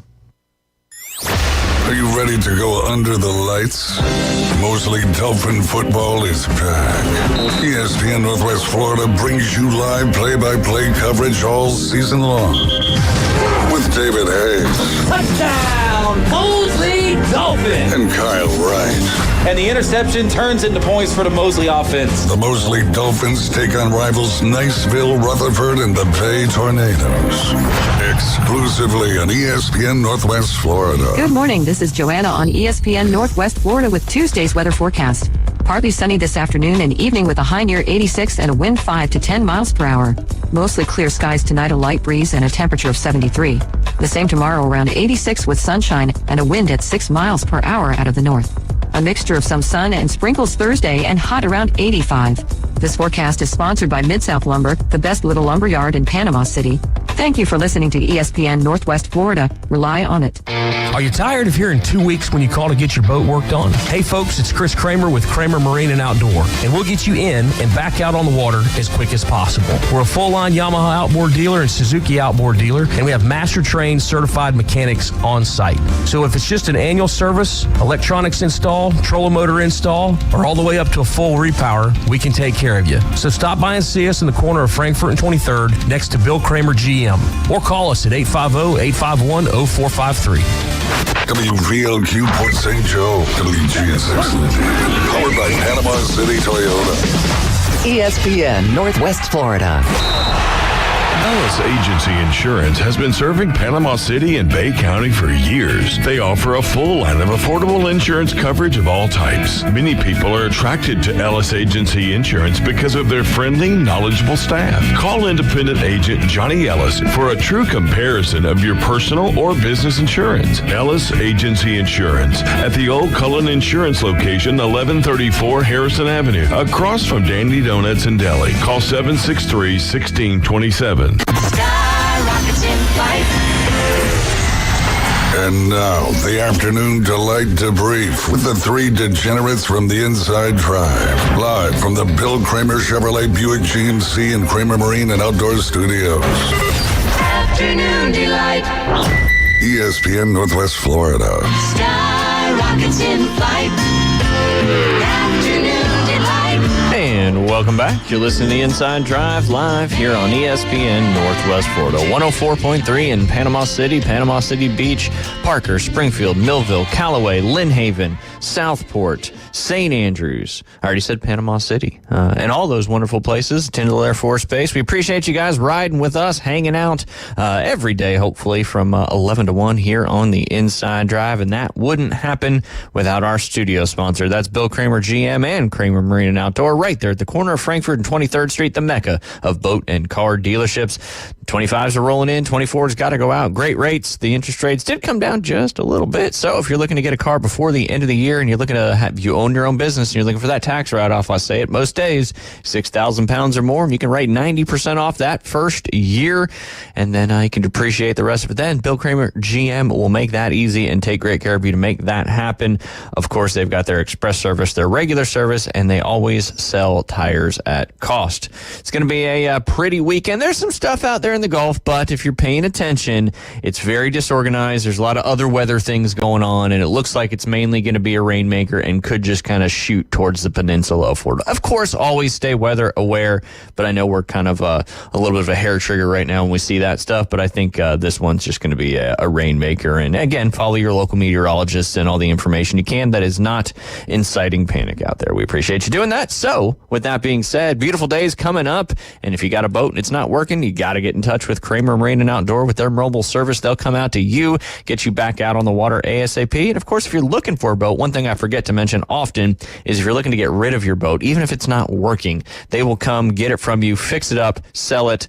They'll obviously take a small percentage, but they'll take all the hassle of people showing up, not showing up, lowballing you, whatever it may be. Kramer Marine and Outdoor can help you with that as well. And of course, they sell the family of Seaborn, Spider, Sundance, and Skater. You can check out all that new and used inventory at KramerMarineandOutdoor.com. That's such a good point, though, about them selling your boat for you. Because, they get a percentage, but doesn't the realtor whenever they sell your house? Absolutely. And how often? Anything where somebody's brokering a deal for you, there's a percentage. 100%. And, how often do people put them on Facebook Marketplace? Not only do you got to deal with the bots, you got to deal with the scams, but then you got to deal with the, I'll be there in 20 minutes. Yeah. 4 hours later. Yeah, absolutely. Where are you? I've been sitting at the house. I had things to go do, but and if you take it over there to Kramer Marine and Outdoor, you don't even got to take it there, right? Yeah, they'll just come pick it up. My goodness. You just say, hey, I want to sell this. You get the cut, take it. And then boom. It goes from bust out another 1,000 to behold another 1,000. That's it. That's it. Behold the cash money, no doubt. I think it's fair to say that the Facebook marketplace was the Craigslist of 15 years ago. Yeah, 100%. I think that Facebook Marketplace makes it a little bit easier when it's a legitimate sale, just because you can kind of verify people more so than what you could on Craigslist. It's not just like, and that's what I was referring to, the dangers of what Craigslist became. Heck, there was a Dateline or whatever, a Craigslist killers. So hopefully that won't happen with Facebook Marketplace. But I mean, I wouldn't be surprised if something, because people make fake profiles. I just feel like it's easier for our law enforcement officials to be able to track those people down. Yeah, no doubt. It's very, I don't know, maybe I just see it often, but it seems like it's getting easier and easier to spot fake stuff on Facebook. It is. I think a lot of the times, though,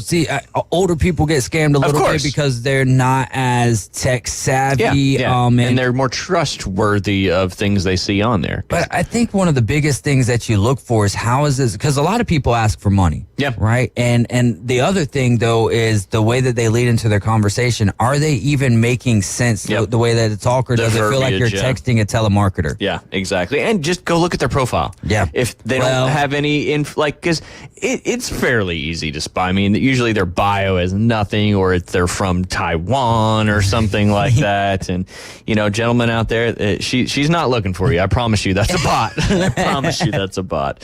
But hey, all you got to do is report it and block it and boom, and move on with your life. There you go. My block list is getting fairly extensive. Or just WhatsApp them. Yeah, WhatsApp them. There you go. There you go. WhatsApp. And that's the same company, right? Meta has WhatsApp too, I think. I don't even know, man. I wouldn't put it past them. Yeah, I think they do. I just kind of remembering that one off the top of my head. But yeah, Kramer Marine and Outdoor, they'll sell your boat for you. We appreciate that. Of course, download our free mobile app, Google Play, Apple Store, 104.3. That's all you got to do. ESPNPC.com. You'll see the TV line. And even turn on the TV today. The first of the month. Not even got the TV on in here, seeing what's going on this October 1st. But yeah, KHS TV, $40 a month, literally every channel you could want.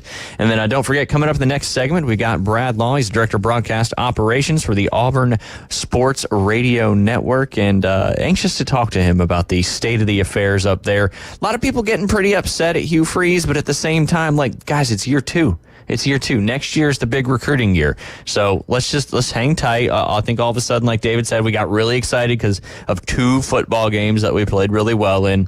But again, at the same time, you just can't turn the football over, and 10 turnovers and their 3 losses just ain't gonna cut it. That is for certain. And then when you go a game where it's like, look, man, we kind of got rid of the turnover bug to an extent, and then right there at the end, it's rears its ugly head. Ugh.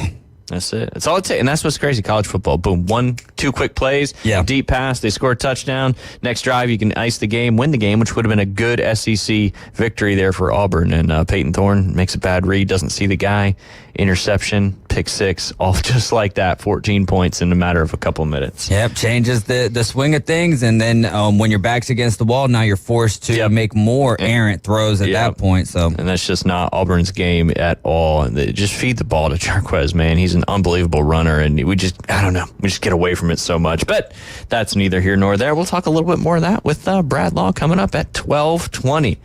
Let's dive into some more NFL action. We'll get back to an Afternoon Delight debrief tomorrow when Jay is back. But I mean, this is a delight for me anyways. I love talking sports in general. It's true.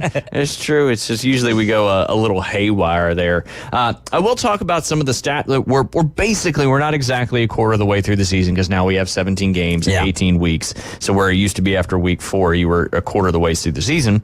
But week 5, the PUP windows open up for everybody who was put on that to start the season. So you'll start seeing some of these guys come back. But I want to talk about some of your stats leaders so far far through, I'm going to call it the quarter of the season. I Yeah. mean, it pretty much is at this point because it'll be past the quarter of the season after week 5. So somewhere probably late in the first window of the 12 o'clock games is when you're officially A quarter point 275. Yeah, there you go. There you go. Currently leading in passing yards is Geno Smith with 1,182, followed by followed by Brock Purdy with 1,130, Dak Prescott in third, C.J. Stroud in fourth, and Jared Goff with his performance last night in fifth place there. And he only threw 18 passes. 18 passes. I think he had 293, something like that, just shy of 300 That ain't yards. shabby, man. Ain't shabby. But Geno Smith, I mean, how much does that 400, I guess, play a role, or 390 something play a role there? But hey, definitely kind of, I wouldn't say blew my mind, but it opened my eyes right there whenever you said Geno Smith at the top of the list. And you were 100% right. I mean, prior to, I don't even think he was in the top 5 prior to, this week's performance. And hey, Brock Purdy up there at 1,130, just 52 back of Geno Smith. And that's without Brandon Ayuk catching a touchdown pass. The majority of those yards really have gone to our boy, Juwan Jennings. Yeah. Who's in the top 5 in receiving so far. And that's just basically, obviously he's played in every game, but he's been a prominent receiver in 2 games, right? Yep, prominent, much more prominent in the week 3 matchup that they lost to the Rams, but obviously had he led the team in receiving last week as well against the Patriots. But on the rushing side of things, your boy Derrick Henry off to a fantastic start. Obviously 199 yards go a long way. Well, and then the week prior was 187. Yep, he's sounded like the Derrick Henry of old, which is some pretty crazy stuff. Are we gonna see a 2,000-yard rusher this year?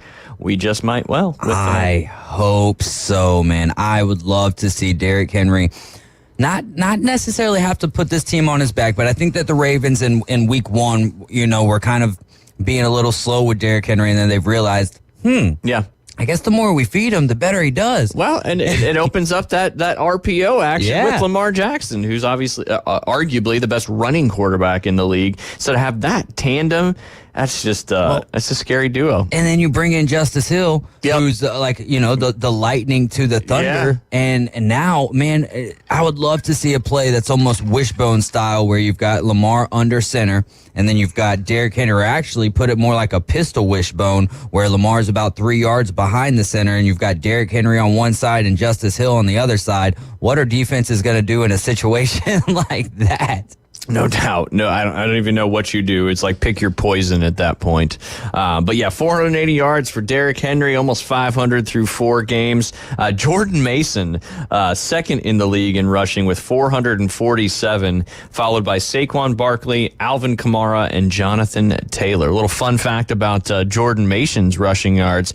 He has the most rushing yards in the first 4 games of a season, or the third most in NFL history for an undrafted player. Adrian Foster leads that. That was 2010 with 539. Priest Holmes back in 2004 with 476. And then Jordan Mason getting his name on the list in 2024 with 447 rushing yards. That's not of all time. That is just of undrafted free agents there.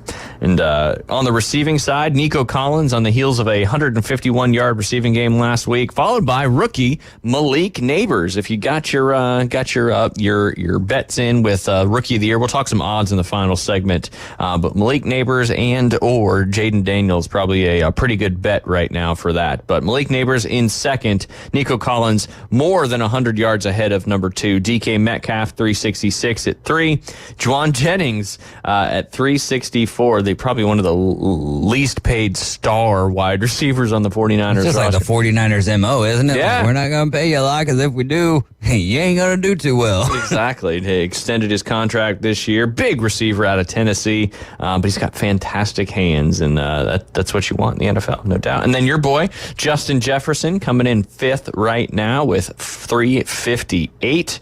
On the defensive side, just to go through it, you got E.J. Speed from the Colts. He's got 47 tackles, Nick Cross as well, Robert Spillane from the Raiders, Troy Anderson from the Falcons, and Zach Bond from the Philadelphia Eagles round out your top 5. 6.5 sacks already through 4 games for Aiden Hutchinson. He leads the league. Stud. Yeah, he is, no doubt about it. Kyle Van Noy from the Ravens is 6. Pat Jones He's been playing forever, ain't he? Ever. He's been playing forever. Pat Jones, the second for the Minnesota Vikings with 5, as well as Will McDonald. That's an Alabama Crimson Tide football player? I don't question think mark. so. No, okay. It just sounds like it. Yeah. Sounds like an Alabama guy. Just because Alabama's got a farm and so did old McDonald. no doubt. And they both grow great things. Myles Garrett in 5th right now with 4 sacks. It's 1 per game. And then on the interception side of things, you've got Xavier McKinney from the Green Bay Packers with 4 picks, Kirby Joseph from Detroit with 3, Tyrann Mathieu, the Honey Badger, with 2, Cameron Grugier-Hill from Minnesota. Minnesota is making a lot of spots on these defensive side of things, as well as Fred Warner from San Francisco with 2 interceptions thus far, including a pick 6 in the I last didn't game. say this out loud, but I was going to say when you said Will McDonald, Iowa State, that's where he went. Look at you. And sometimes every dog gets a day. Yeah, with the golf terms, everyone, even a blind squirrel finds a nut. Yeah, there you go. Very common. But just to touch on some fun facts for Fred Warner as well, I think these a long shot linebackers don't win it too often, but to win the Defensive Player of the Year since 2019, only 1 player in the NFL has 10 interceptions, 10 sacks, and 10 forced fumbles. Okay, Fred Warner. Oh, that's it. Wow, just Fred. He is a beast out there, and just a lot of fun watching him play football. He is, because he kind of runs like his hair's on fire. Yeah, literally. And that's one thing, man.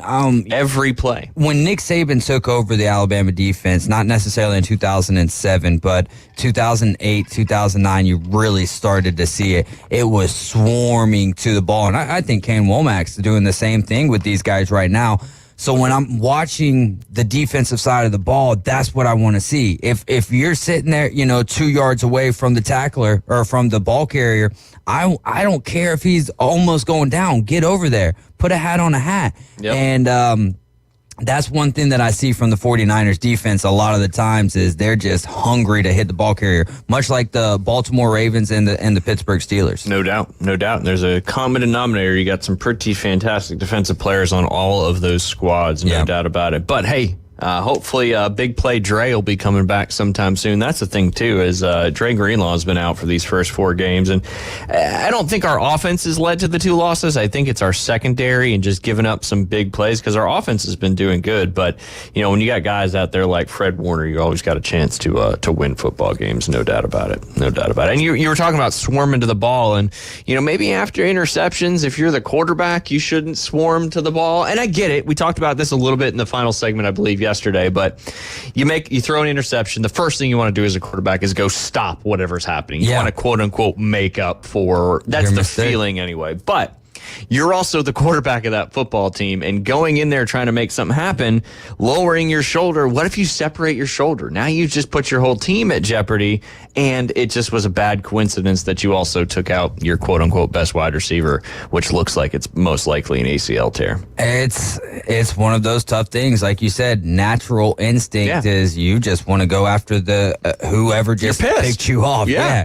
You are mad, and in that situation, how many times do we have these conversations? You can't do that. The quarterback can't go to. I mean, we're right about that, but it is that natural instinct. And then to take out your wide receiver at the same time, that is that's tough stuff. But I would really look for Xavier Worthy to kind of fill that Rashee Rice, even though they're 2 different wide receivers, both fast, but Rashee Rice has got a little bit more size than what Xavier Worthy does.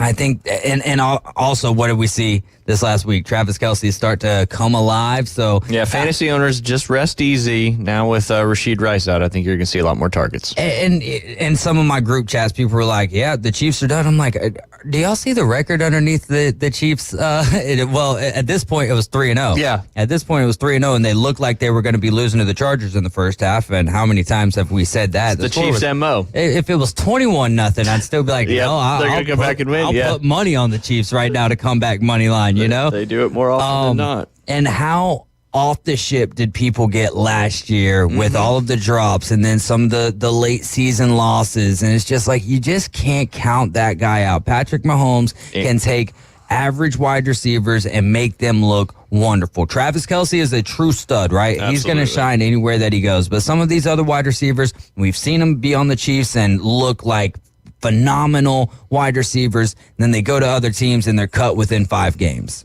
Absolutely. However, with this injury to Rashid Rice and the Chiefs' history in the past 2 seasons to acquire wide receivers at the trade deadline, which is the 5th of November this year, Kadarius Toney in 2022 and Mecole Hardman in 23, and obviously Hardman caught the game-winning Super Bowl catch in overtime.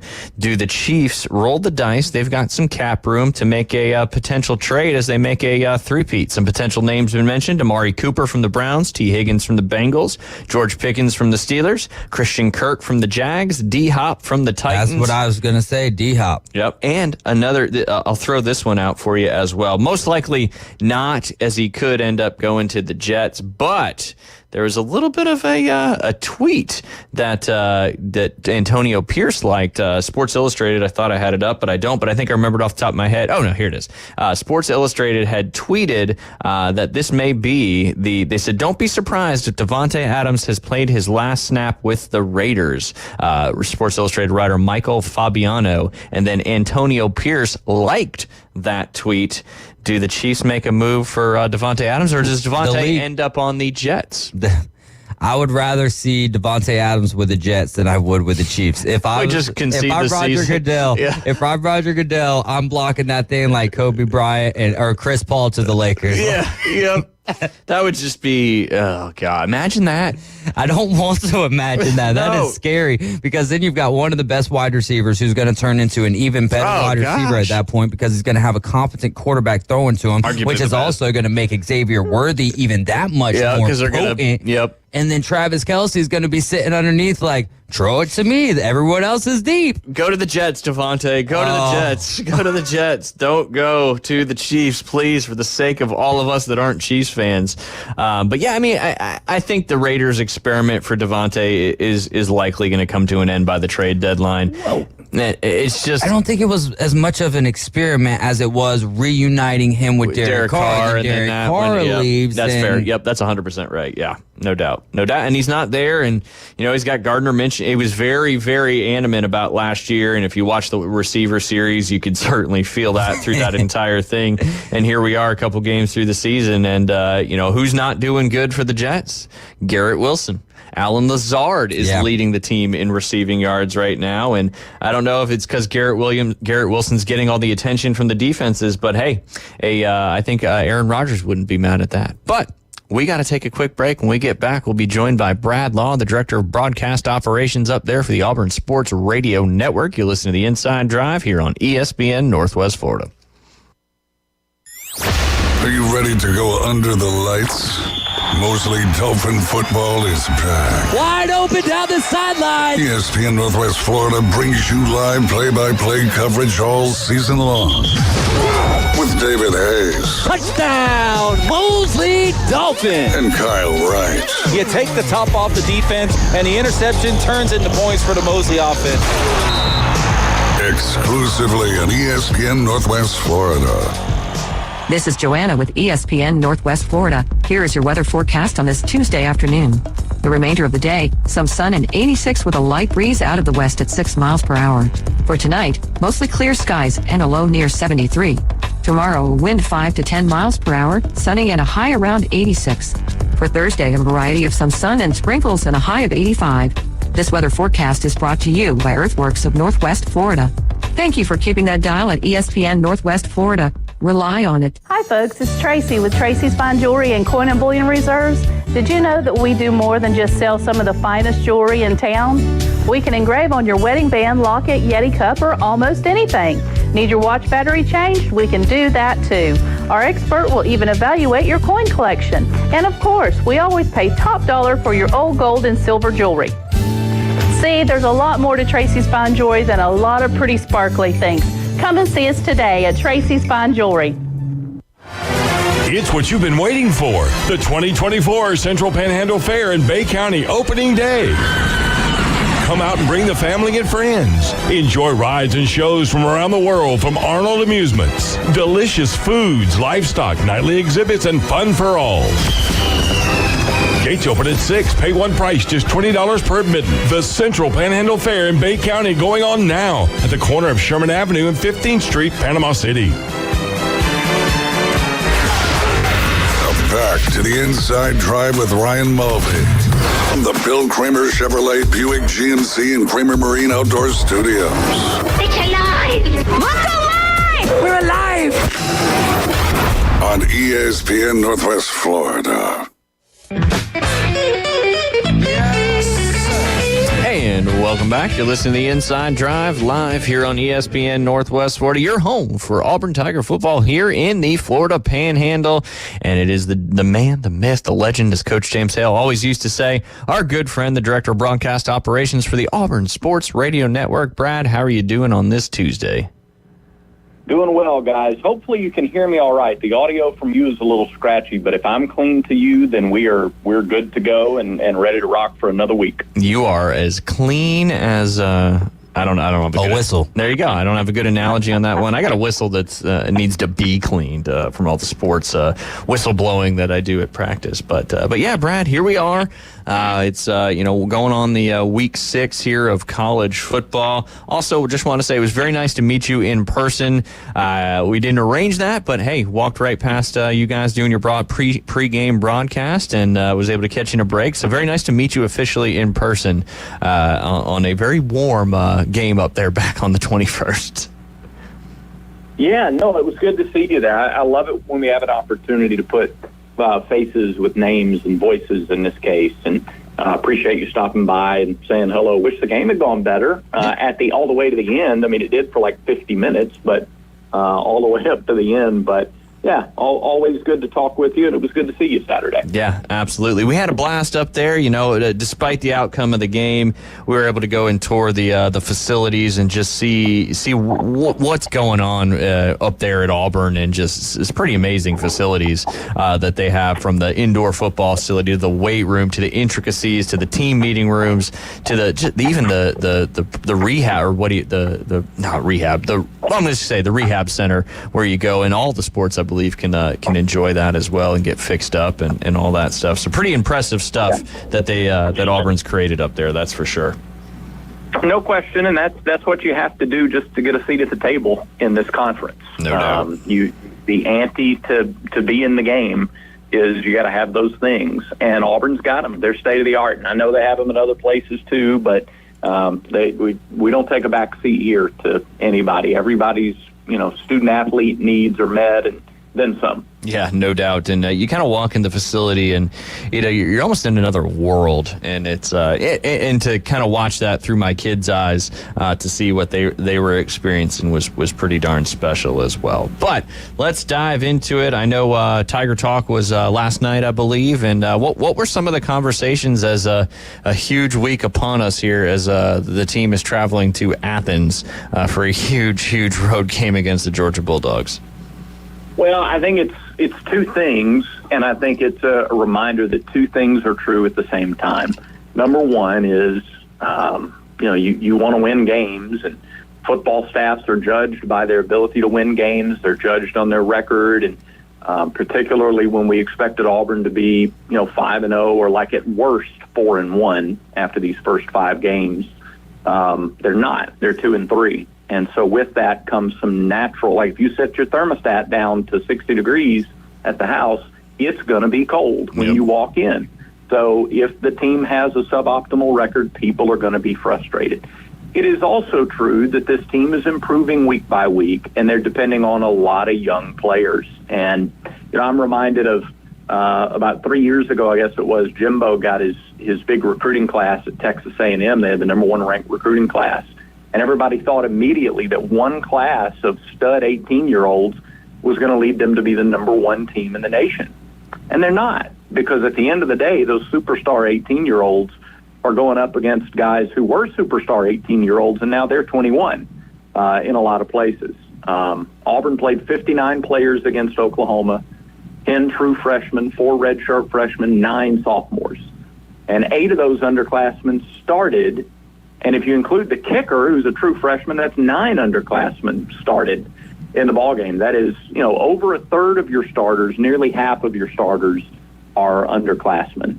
Yeah. And with that said, they outplayed Oklahoma for 50-plus minutes of the game. And so, again, you're disappointed? Yep, absolutely. Wouldn't try to take away from that. It's not a but. It's an and. Yeah. And at the same time, you do see the roots that are being planted and the potential for this program as it goes forward.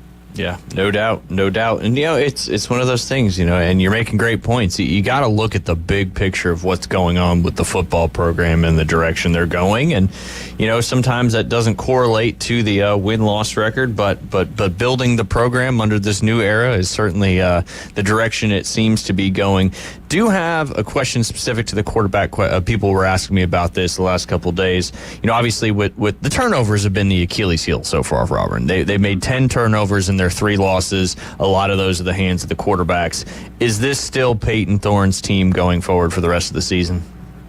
Yeah, 100%. Well, I'd say that for the rest of the season, who knows? I mean, we can't. Week by week, though, yeah. Yeah, for the Georgia game, it's absolutely 100% Peyton Thorne. He played probably his best game in an Auburn jersey, except and until the interception that just happened to be such just a backbreaker and a complete game changer, to Oklahoma's credit. And he shouldn't have thrown that pass. And, Coach Freeze has taken the blame. Coach Freeze has thrown himself under the bus for that, but Peyton shouldn't have thrown that pass. They shouldn't have been throwing any passes, quite frankly, at that point in the ball game. But, before that, he had 338 yards and 3 touchdowns, and he made the right checks into the running game and had made a lot of the right reads in the game. No quarterback is perfect. I know Jared Goff was close to it in last night's Lions game. 18-18, yeah. Yeah, but that just doesn't happen, especially in college. And so with that, and he was tough, man. He gave up his body, sacrificed his body. He doesn't run from contact. He slides when he needs to, but he doesn't mind taking contact. Yeah, he's kind of taken I think he's taken a new level of ownership of the offense, and we saw that against Oklahoma. So yes is the short answer after the really long diatribe. 100% it's Peyton's team against Georgia. Absolutely. And, you were talking about making reads and stuff like that. A lot of people don't realize, too, that, he's the one making the decision. He's reading the linebacker. He's reading to see if there's a blitz coming, whether he's pulling that from Jarquez or he's taking off or he's going to pass. So, like you said, he's got the ownership of the offense. He's got the keys to the car, and he's got to make those decisions. And, except that one pass, he played fantastic and made a lot of great decisions in the last game. And the defense has been playing great all year as well. Obviously, one big one where the receiver got behind our secondary, and that kind of was the first start of the game changing against Oklahoma. But for the most part all season, I think the defense is kept Auburn in the football games despite the turnovers. Look, Auburn is minus 11 in turnover margin. That's last in the league by 7. Yeah. Next to worst in the league is Florida at minus 4. So that tells me that's such an anomaly. Like in a science experiment, that variable would be so far off the chart that it wouldn't measure. And you'd have to restart the experiment to say, all right, that's so unorthodox, we can't include it in the experiment. Yeah, so it would skew your data. Yeah, it would skew it so much that you'd have to scrap it and start over. No, the defense has played very well this year. I think they allowed Oklahoma fewer than 300 yards, and over 100 of the 2-something they got was on 2 plays. Now, you can't take those away. They matter, obviously. One was a touchdown, the other set up a touchdown. But, no, they've played very well this year. And when you look at the defense, and see that you got a true freshman, Malik Blockton, starting at 1 tackle spot. You have a true freshman in DeMarcus Riddick, who led the team in tackles against Oklahoma. You have a true freshman corner in Jalen Crawford, who played every snap defensively in the game for that secondary, and a true freshman safety in Caleb Harris, who is one of the more physical guys you have on the team, is becoming kind of a vocal stand-up guy, even at 18 years old as a true freshman. You got true freshmen all over that defense, and the defense is starting to play better as well. So, again, you don't disregard the losses, but you have the ability to also say, this is what's going well. We have a lot of youth in these areas where it is going well, and it's okay to expect that they continue to improve. Yeah, no doubt, and that's all you can really expect at this point. Did want to ask a quick question. How is Champ Anthony doing? Because we were at that game and know how brutal of an injury that was. And I've said it multiple times: is when you see somebody get injured and then you see the other training staff immediately go to the player, it was something bad. How's he doing? I know he had surgery and all that thing. Hopefully he's is on the way to recovering and in good spirits. Yeah. Yep, his surgery went well, and he is on the way to recovery, and he's a terrific teammate and is supporting the guys, and they're supporting him. And that's where you put the game in perspective a little bit, and hopefully he's back and, 100% ready to go next season. But, yep, the surgery went well, and he's on a fine road to recovery for sure. Excellent. Did have a question from a listener, in fact, who happens to be my wife. She was curious. I said, I need a question for Brad this morning that's kind of a little, different than my normal line of questioning. So she said, because she doesn't really know a whole lot about it, there may be other listeners that don't either, when the guys are in the booth, when Andy's calling the game and you guys are up there, what kind of resources, I guess, do you have access to look at as much like replay and stuff like that? What kind of things are going on in the booth while you guys are calling a game? It's interesting. We have monitors up there. Our booth is located in the corner of the stadium, so we don't have it can be a challenge, truthfully, when the ball goes past midfield away from us. So there is a pretty big monitor that is in real time, no delay, that Andy can watch. Now, we also have the regular TV broadcast on another monitor. That can be helpful. We do not have additional replays that you don't see on TV. A lot of the time when we're watching a replay on TV or when we're describing a replay, we're watching the same thing that you're watching on TV if you have that muted and you have our sound up. Gotcha. It's the same feed. Now, he's got a spotter, and Andy, kind of the main thing that I don't want to get too down in the weeds, but I appreciate the question. A play-by-play announcer, their main prep comes on their spotting boards, which are these larger, these enhanced pieces of paper that have names and numbers and roster info and stats and all of that. It's like a little bit of info on every player that will conceivably play in the game. And so you get the offense on one side, defense on the other, and he's got a spotter who has a copy of these boards, and it's his job to kind of look and help him by pointing out on the board, this guy made the tackle or this guy brought the pressure. Like if Andy's watching the ball on a pass down the field, he doesn't see who brought the pressure on the quarterback. So the spotter helps him with that, and he points it out. And it's interesting so all of our broadcasts, we have a YouTube feed, the official Auburn Tigers YouTube channel. If you go to the live tab, you can go back and watch the In the Booth broadcast. We have them live on game days, but you can go back after the fact and watch, and you can see that process play out. You can see the monitor, you can see our spotter, Gene Dulaney, pointing things out to Andy, and you can see kind of the communication between the two of them, if you're interested in that kind of thing. Does Andy use binoculars? Sometimes, but not all the time. Yeah, that's so wild to me. First off, great question from Beth right there, because I've been doing play-by-play here for Mosley High School for 3 years, and sometimes we're in the press box, sometimes we're in the bleachers on the visiting sidelines, whatever happens, But to be in the corner, just picturing how it plays out for us sometimes, and how you just have to work through bad views, and it is what it is. That's so interesting that you guys are calling it from the corner. Yep, and we're kind of used to it now. We've done it since 2018. I say that I'm speaking like I've ever had to call a game from there. I think Andy is used to it, and he's got a nice system now where he knows when he can look at the field and call it best, and when he has to look at the monitor to call it best, and that's the way it is now. We're going to Athens this weekend, and Georgia just completed a renovation to their press box that moves both home and visiting radio into the corner. So those sideline spaces are premium media spaces, and despite the fact that typically your multimedia rights holder is the third highest netting profit portion of the athletics arm, like behind TV and ticket sales, still we're kind of getting moved to the side, and we're just adapting to it because that's what you have to do. That's it. Change is inevitable. I would have never known that you guys were in the corner unless, Beth, you brought up that question. So I appreciate you, Beth, if you're listening, for doing that, because that was good stuff. That's the stuff that I love to learn a little more about. And, David, you know what we got to do? We got to get you a spotter for the Mosley games. Yeah, that would be awesome.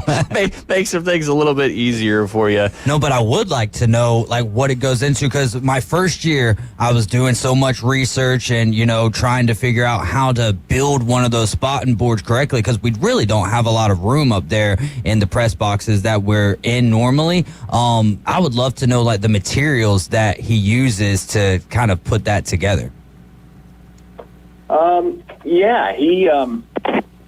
It's a program called Microsoft Visio, but you can make it in Excel, you can make one in Word, and just use text boxes if you want to. I have a friend of mine, Tony Castricone, who's the voice of the Washington Huskies, who has built an entire side business coaching people for ways to put together their spotting boards. And then you just print them on 11 by 14 paper and get a little styrofoam board or something and pin them to that board or cork board or something like that. And there you go. I'll be in touch. That's some pretty cool stuff. Pretty cool stuff. Brad, I'll end our interview today with this question. I want, just for the listeners out there, Auburn basketball has a huge exhibition game with FIU, and I learned about this from being at the game a couple weeks ago. And this game is going to benefit the Auburn University's Melton Scholars Program. Can you talk a little bit about what that is and what that means to Auburn and Bruce Pearl? Yes. So it is a very different kind of exhibition game for sure, because it's gonna it's gonna be a standalone game. It's gonna be a separate deal from the season ticket package, and so the tickets are gonna be a little bit more. I am looking for info on the Melton Scholars Program, and I'll be honest, I'm learning a little bit about it more as I go, along. But it's a program to help, specifically underrepresented students, African American students that are wanting to attend college and might otherwise not have the means to do them. Many of them first in their families to be able to graduate and kind of have more opportunities than generations before them have had. And so that is what the Melton Scholarship program does, and it's something that I think it was launched under a different name a couple of years ago, but that's what it's doing. It's helping increase access for underrepresented students and giving folks some opportunities that might otherwise not have them. It's something that Coach Pearl believes in. Charles Barkley is a part of this, and he believes in it very seriously, and so that's a little bit about what the scholarship program does. Yeah, absolutely. Just seems like Pearl really puts a focus on making sure, especially as players are graduating, and it just everything he does seems to really benefit, everybody in the programs as a whole. And it's just I saw that information in the stadium, and I just wanted to bring it up today because it's some awesome stuff coming out of Bruce Pearl and the basketball program and the Auburn Tigers, no doubt about it. Brad, we appreciate you as always, and down the road, maybe during football season, if you have the time, we can jump on a little more than bi-weekly. But I'll talk to you after the show about that, and because obviously there's a lot going on with the Auburn program. Big game coming up 2:30 right here on ESPN Northwest Florida. Brad, as always, we appreciate your time. My pleasure, guys. War Eagle. War Eagle. War Eagle. You guys listen to the Inside Drive live here on ESPN Northwest Florida. We'll be back, our final segment of this Tuesday. Weather in the Panhandle never stops. Turn to 104.3 ESPN Northwest Florida. This is Joanna with your latest forecast. We're up to the minute weather reports all day long. A chance of thunderstorms and moderate rain. In-depth storm coverage. Hurricane Helene. And breaking weather as it happens. We do have a tropical storm warning. ESPN Northwest Florida. Rely on it. Attention homeowners, are you dreaming of a backyard oasis? Look no further than S&R Fencing, your go-to destination for quality outdoor transformations. At S&R, they specialize in crafting custom fences, decks, retainer walls, and all exterior construction that not only enhances the beauty of your home, but also stands the test of time. Their experienced team takes pride in delivering top-notch craftsmanship with a personal touch. S&R Fencing, locally owned, licensed, and insured, and a member of the BBB.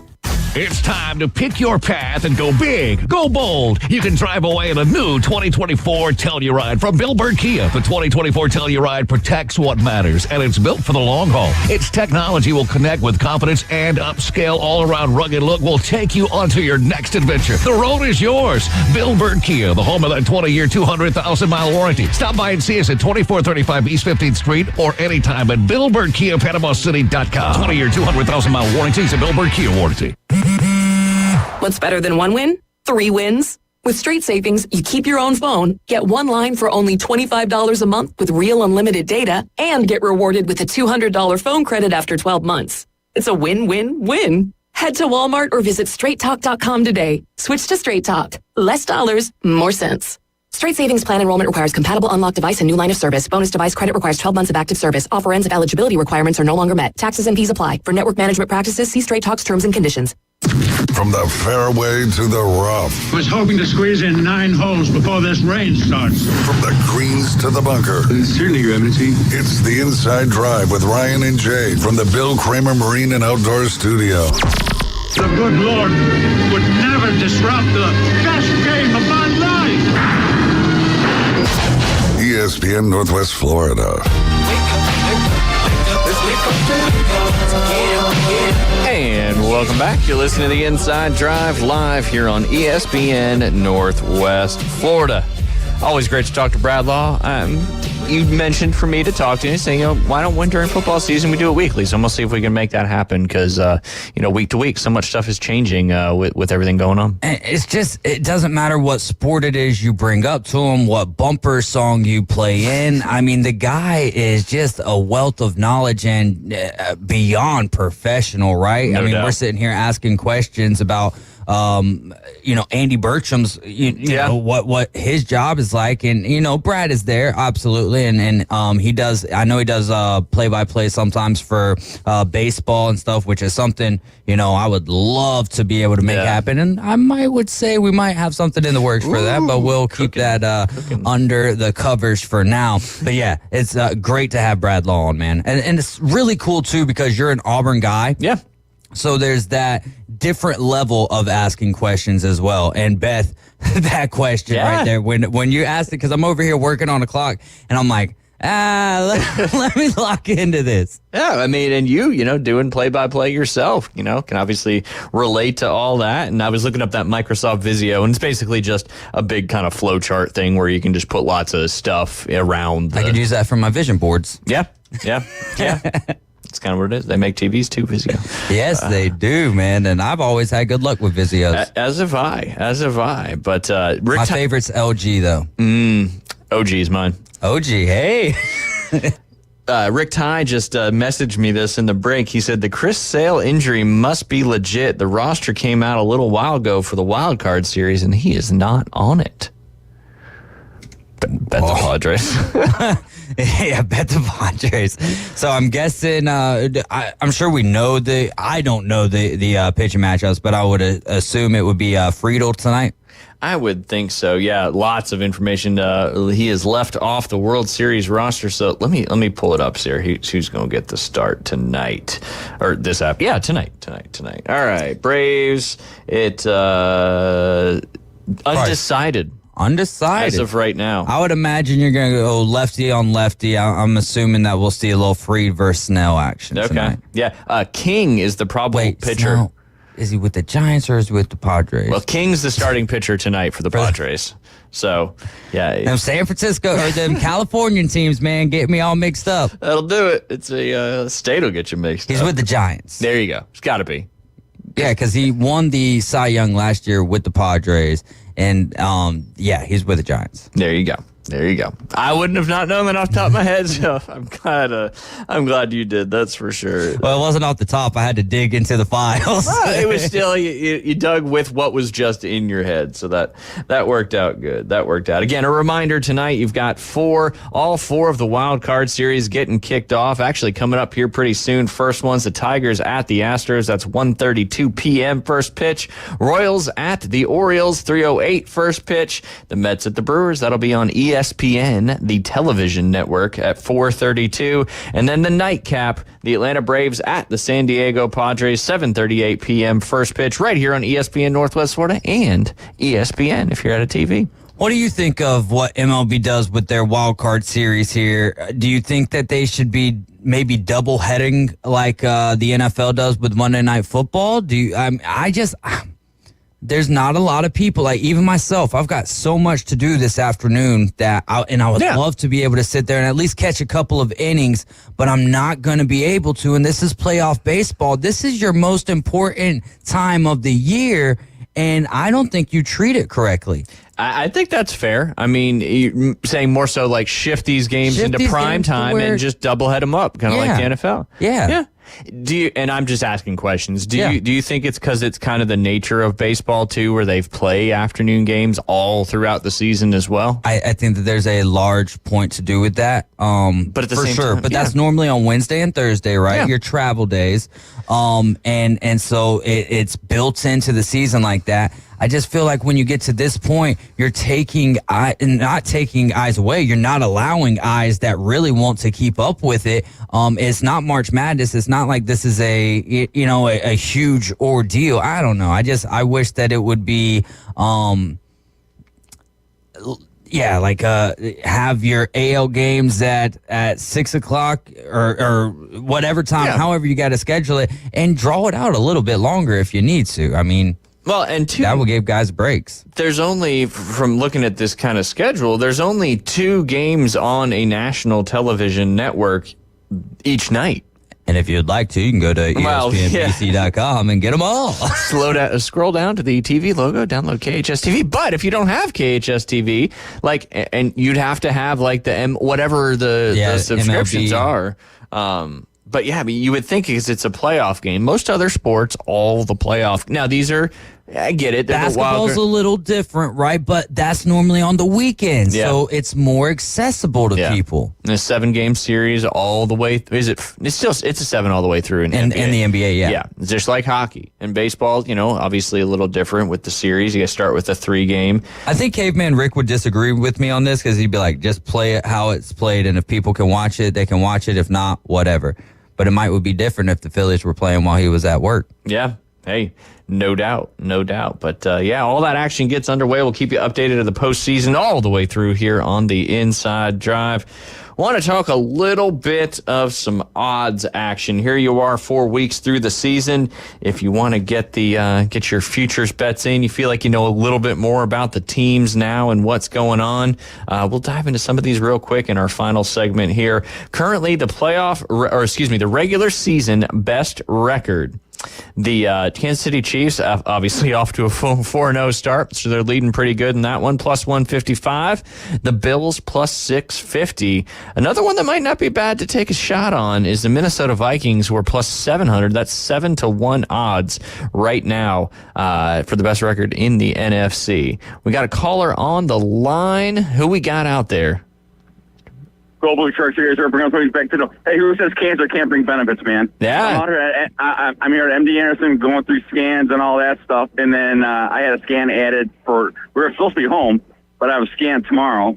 So we're at Minute Maid getting ready for the Tigers. And Sarah Scuba will take on the Stros. Place is jumping. It's loud. It's live, bro. And it's patriotic. Hey. Anyway. There you go. Hey, like you said, it's not a great thing, but hey, sometimes when life hands you lemons, you make some lemonade, and your Detroit Tigers went on a tear in the final month of the season to get that playoff series underway.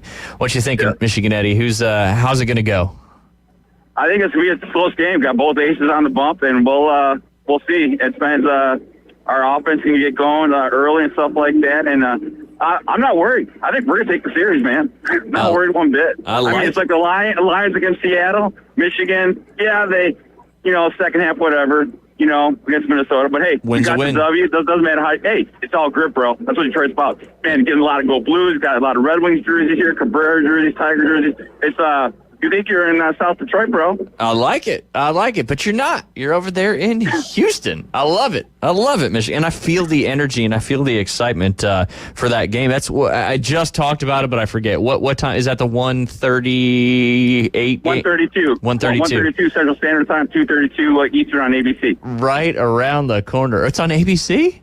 It's on, that's what it said. ABC, ESPN. They're all joining together now. Yeah, but I just was talking about how they didn't have it nationally televised, and I was looking at on ESPN's website. But hey, if it is on, that's awesome because I was just complaining about it. Oh yeah, ABC for that game, ESPN2 for Kansas City, Baltimore, ESPN for the Mets and the Brewers, Braves, and then the Braves. Yeah. All right. Well, I apologize to the national networks. It is being televised. Thank goodness. I'm glad you called, Michigan, because I was wrong. It's good. Yeah. Well, it's a blessing from the Lord, man, because when we got out here Wednesday, Tigers hadn't clinched yet. Yep. And then they clinched, and then we had to wait till the last day of the season if we're going to Baltimore coming down here, and Maywork is coming down here, and Terry just went down to the bullpen for his bullpen session before this game starts. Nice. So, hey, it's a beautiful ballpark, man, Minute Maid. Oh, I bet. It's nice. It looks fantastic. Yeah. Well, good stuff. Ground crew right now, wet in the dirt. What in the Sandlot? Little play-by-play action here. Keep it going. How did the warm up the BP session go for the Tigers? We didn't make it for that. A lot of traffic in Houston. A lot of people going to work. It's a midday game. Yep. So we're staying in Sugar Land by MD. They have different locations out here. So we're out in Sugar Land. It's a half-hour drive. And you got traffic. It's Houston. Typical Houston traffic. People going to work, commute, and all that. But wasn't as bad as I expected. Yeah. So well, good. So we didn't get to see that. And they don't open the park till 2 hours anyway before the game starts. At least that's how Comerica Park is. So you usually can't see a lot of BP anyway anymore like you used to. It's kind of shortened. So. Gotcha. So anyway. Gotcha. Well, looking forward just to me and the wife, man. So it's going good. Excellent. And then come home Wednesday, and then Friday head up to Atlanta for Eddie's baseball up in East Cobb and stuff. So you are on the road, man. You're a traveling man, and my thoughts and prayers are with you every day, Michigan Eddie, and we love you. And hopefully Detroit, not hopefully, they will. They'll get a series win and go on to the next round for you guys. I can feel it. I can feel your confidence. You gotta have confidence. Actually, I have no worries whatsoever. I mean, I really don't have any worries. I just have a good vibe, man. All right. I just have a good vibe. I'm putting my mortgage on Detroit to win this series. Dude, I really think people don't say God cares about sports and all that, but I really think it's like Alex Horgy on that last drive against USC, divine intervention. I kind of think so. Yeah. I mean, it's just as Leroy Dresdell Gibbs of NCIS says, no such thing as coincidences, bro. No doubt. And God works miracles, man. Absolutely. Just gotta believe, bro. Right, Big Dave, Super Dave. Yes, 100%, bro. You got me back here just pumping my fists, man. Michigan Eddie, you are a national on treasure. Location, bro. Yeah, on location. live from the park. Now we got the cheerleaders from the Stros on the Tigers dugout now. They need to get off our dugout. We're second row behind our dugout. Dang. So looking good. Second row. I sent you a picture where our seats are. Yes, so, I did. I just looked at him. Like you said, the fact that go blue, baby, go blue. I'm going to go blue right now from a fellow Michigander, man. You know what I'm saying? What do you wear in Michigan, Eddie? So on the side of the dugout, closest as towards the outfield, that's where we're at, second row back. I have my amazing blue wig, my Michigan stuff, my tiger polo on, and then Deanna's wearing her Detroit white jersey. Man. So anyway. Great, so there you go. Great stuff. Just look for the guy in the wig, the amazing blue wig. I don't have my tiger wig. We're going to see you easily. And I'll take a picture and send it to you. No doubt about that. No doubt about that. All right, hold on. I got to go. Superior's asking for our tickets. Love you guys. Go Blue Short Cheers. Bring us Tony back to them. All right. Go Tigers. There you go. I love it, man. Michigan Eddie live on location. Didn't even know that we were going to have that action happen. He sent several pictures. They got some great seats right there on the third baseline as the playoffs. They open up the playoffs here in, about 30 minutes or so. Yeah. It's exciting. Michigan Eddie, appreciate you giving us a call. And again, of course, thoughts and prayers, Michigan Eddie. He's battling that dreaded C word. And, it's just one of those things. It affects a lot more people than you realize. But how many people don't tell other people that they're dealing with it, too? Yeah, no doubt. But we appreciate him, and good luck to his Detroit Tigers. We got plenty to talk about tomorrow, and I'd much rather take a call there from Michigan Eddie. Afternoon Underdogs coming up at 4 p.m. We'll be back tomorrow, hopefully with Jay, 11 a.m. here on the Inside Drive. Don't forget, Braves coming up tonight right here on ESPN Northwest Florida. Hopefully, whoever's on the mound tonight does a wonderful job and gets us a dub, because I feel like the odds when you win the first game of a 3-game series are astronomically leaning towards the team that won the first game. We appreciate you hanging out with us. We'll be back tomorrow. Y'all have a great rest of your day.